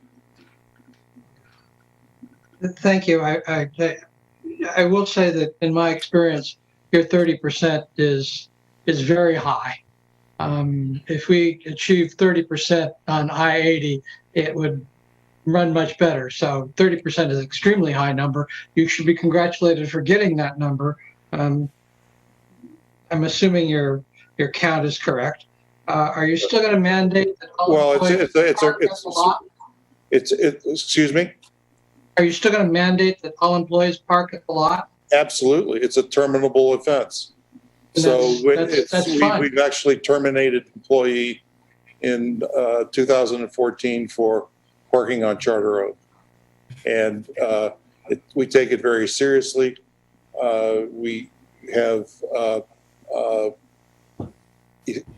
essentially within the employment laws of California, zero tolerance.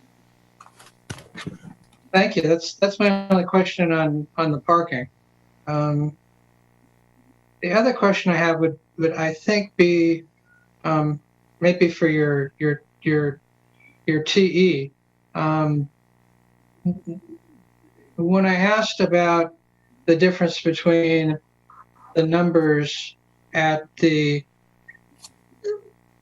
chef's table versus the numbers at the training sessions, if you will, the seminars, I was told there could be up to 40 at the seminar, but that hadn't been included in the traffic numbers.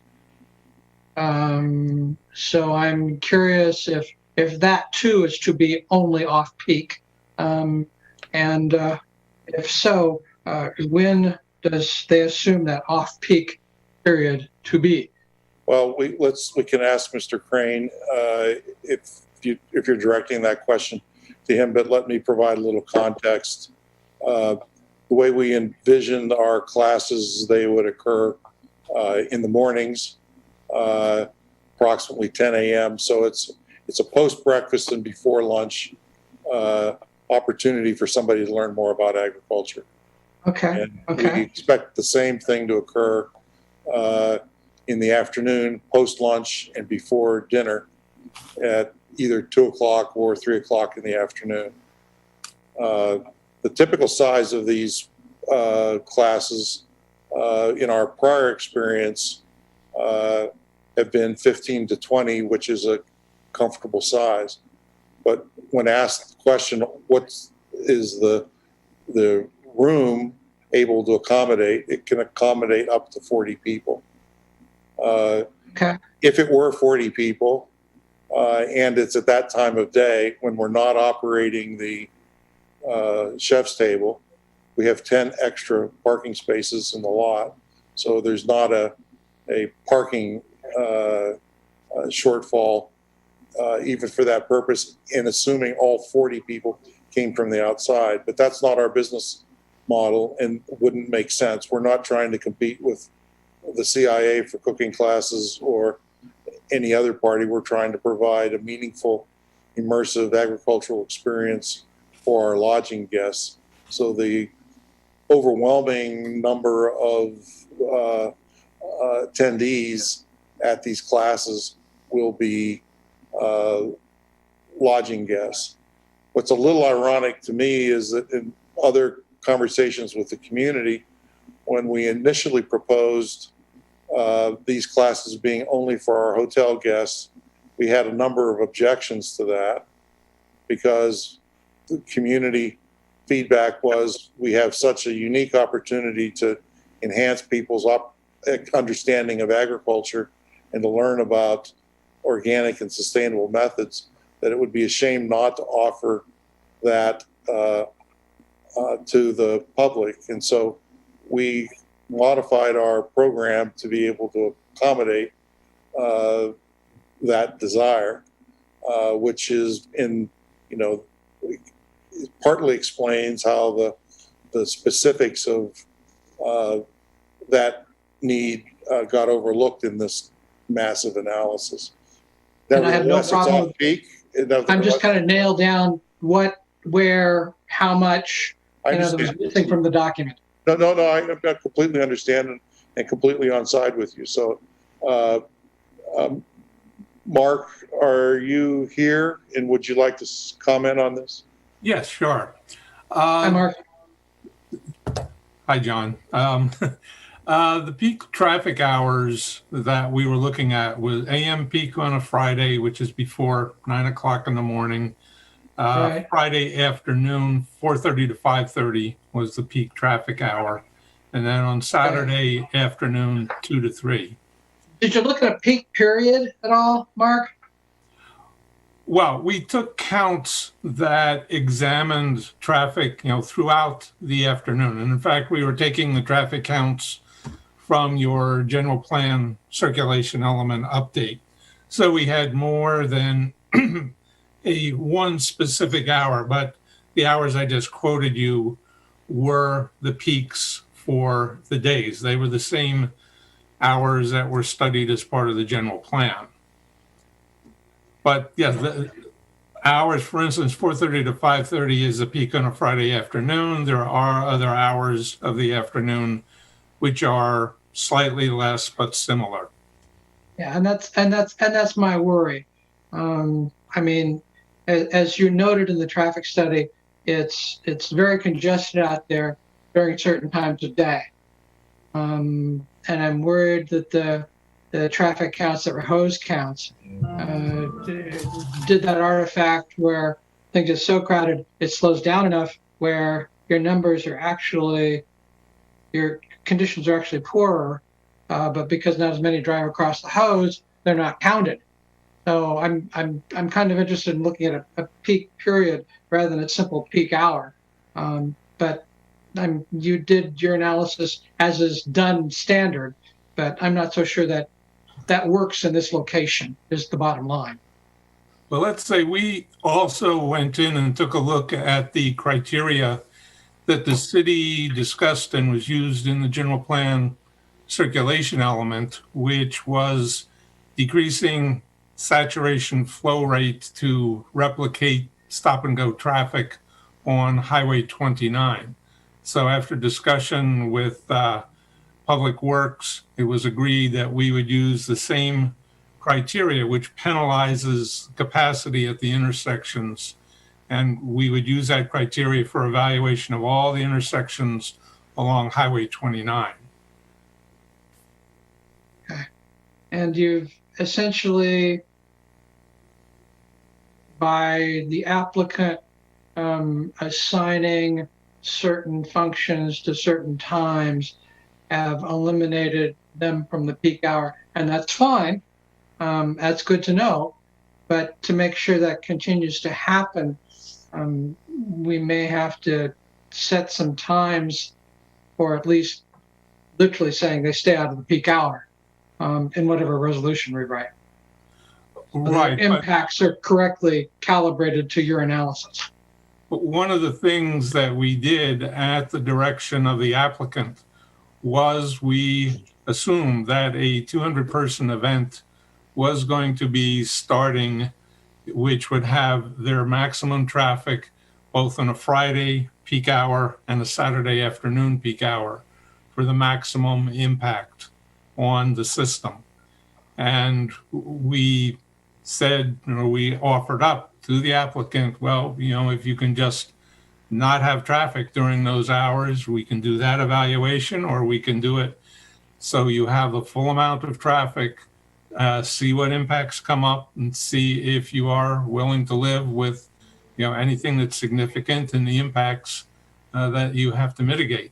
And so we did the worst case situation, and we came up with significant impacts at all of the intersections other than Pope Street, Charter Oak, Dowdell, and Mills Lane. There are significant impacts at those intersections with those assumptions. Okay, thank you. Okay. I think I'm done, Chair Hardy, wherever you are. Thank you, There we Vice Chair Pont. I'm here. Really, I am. So, Commissioner Manette, I believe you wish to follow. Okay, thank you. Okay, at the air quality study, and there are some other studies too that were based on a 200 number instead of the 400 visits a week, and I believe the 400 visits a week was the appropriate number. Am I wrong, or what? Or was that a mistake, or am I not understanding?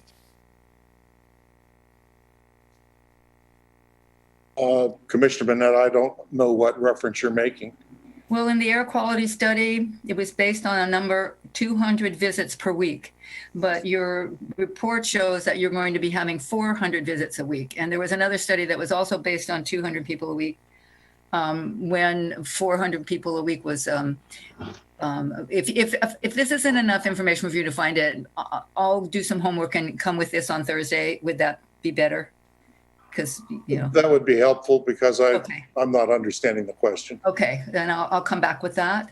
And then the other thing, only one other thing, and that's the amplified music. I don't agree with you. I appreciate what you're trying to do with the walls, but you have had complaints since 2015, because I've made several of them. I live about more than a half a mile away. But, sound just has a way of traveling in this valley. And the amplified music has been pretty loud, 10 and after 10. And I've gone over there several times, and your people are wonderful. They're always extremely cordial and responsive. So I must say, but what my concern is that with more amplified music, might be a cumulative effect. I'm not sure that if you know that Salvestron has recently got an expansion for his winery. It's very close to yours, and that one of the things he will be having is amplified music there too. So I'm wondering if you've spoken with him and talked about how how you might coordinate the use of amplified music that might get a little much even for your guests. I'm very concerned about the noise pollution from all of that amplified music. So because I've experienced it, and so anyway, I would like to know if my question is, have you spoken with? Well, we've studied this issue carefully.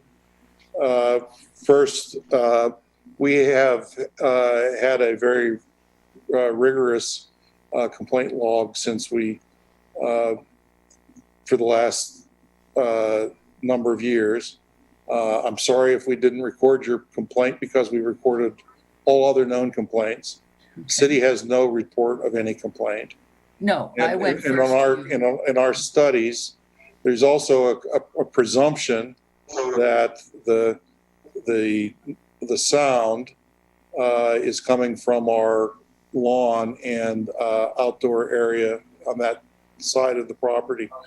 Turns out that's not the case. It's more than amply buffered by the L shape of the building and the open area to Main Street and to Dr. Gold's location. So we have always applied for an amplified music permit, and we have never operated outside of the 10 o'clock curfew. We have learned,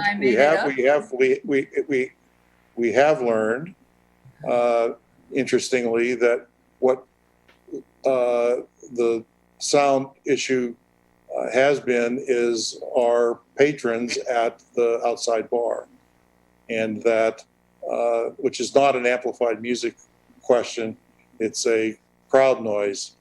Well, as a matter of fact, and I went over there and there were bands playing and it was amplified very, very loudly. So Ms. Burnett, if you'd like to share with us when that was, or are you going to bring your own personal experience to bear on this project? Well, what I'm doing is saying that I have concerns based on my own personal experience. And I'm suggesting that our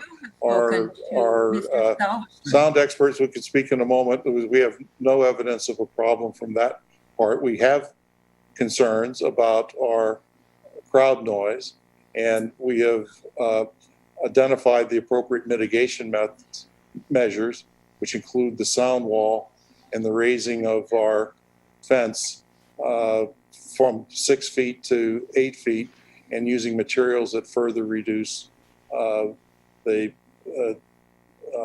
dissemination of sound. Are you saying that you never have had outside bands at the outside bar? No, we have a cocktail hour band who has a time limit, and it's never approached 10 o'clock. Okay, well, I'm wondering if you spoke with Mr. Salverstone are you working with him at all to coordinate your? We would have no reason to coordinate our business. We've had no complaints about this issue. Okay. And our sound engineer, our expert, has not identified that as a problem in their studies. So we've not had any opportunity to talk. Okay, so you don't see it as a problem, and you don't see it as an issue. I think we have a long record of being responsive to our neighbors, and have a very clean record on this measure for a long time. And I'd be happy to share with you the statistics of our complaint log, which I have as part of the supplement to this presentation, if that's sufficiently important. But Elliot, could you help me maybe invite our sound expert to speak?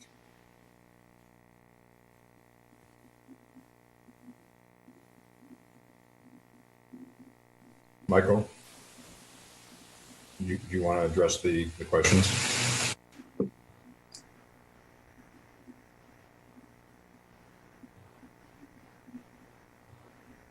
Hello, this is Michael Till. This is Michael Till. Hello. What is your last name? Till. He's in Tom. H-I-L-L. Thill. Thank you.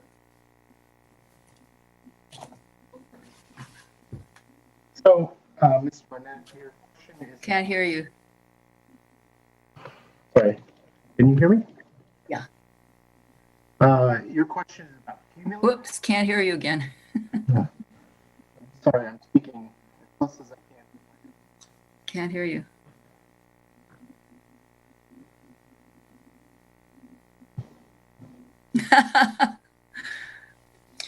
Maybe we can have him speak on Thursday to this issue. Why don't we do that? I think that's a better course, given that there are some technical difficulties. Thank you. Some sound difficulties. Do you have any other questions then, Commissioner Manette? Not that weren't answered. I did have a question. Oh, well, I did have that question about, when they have it may have been answered, 40 to 200 people for special events. I was just with maybe using vans or shuttles. I was just wondering where all those people will be parking their cars to pick up, where they will be to pick up the shuttle. I think you may have answered it in answering some other questions, but that was a question of mine specifically for the times when you're sending shuttles or vans to pick up, attendees to big events. Where will they be parking? Where will your vans be picking them up? Well, the typical use for a large party is that they're staying someplace else in the valley. And so they're either aggregated from a group of private homes, or they're traveling from another one of the lodging locations from Meadowwood or the Harvest Inn or other places. This is one of the big advantages of us having lodging available, because we're not increasing the number of people that are going to be using Farmstead for these sorts of things. And what actually will happen is that a number of them, instead of traveling to and from our property in a van and staying someplace else, will actually stay on property. Will have the net effect of reducing traffic.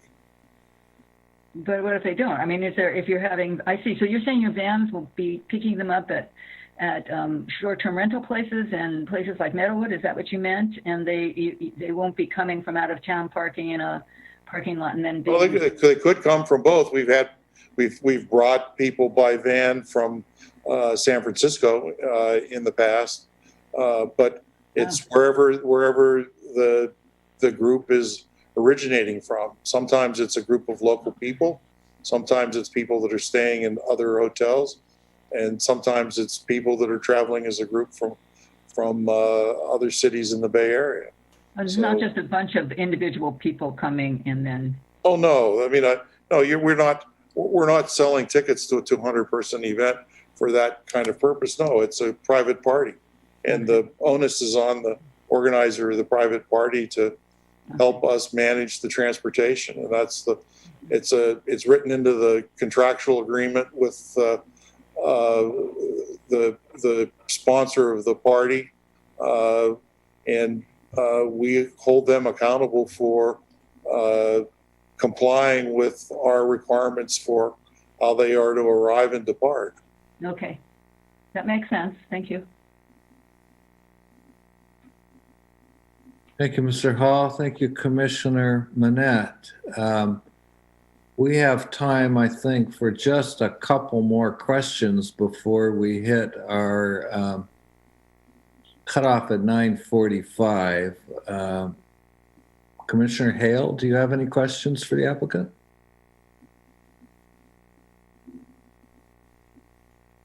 No, I have no questions for the applicant. Thank you. Commissioner Anderson? I don't have any questions at this time. Thank you.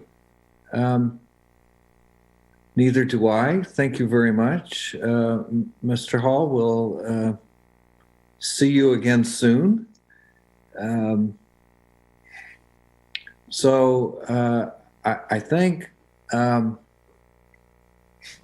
we're as far as we can get this evening, a little bit shy of our 9:45 stop time. I don't believe we have any other business to consider, but Ms. DeRosa, if I missed something, please bring it to my attention. Thank you, Chair Hardy. No, you're right on track, and this closes, I think, the discussion that we had planned for tonight. And then this meeting has already been publicly noticed for Thursday at 6 o'clock. Thank you very much. Then with that, this meeting is adjourned. Thank you all for attending, and thank you everyone from the public who attended, and especially those who spoke. Thanks again. Good night. Good job.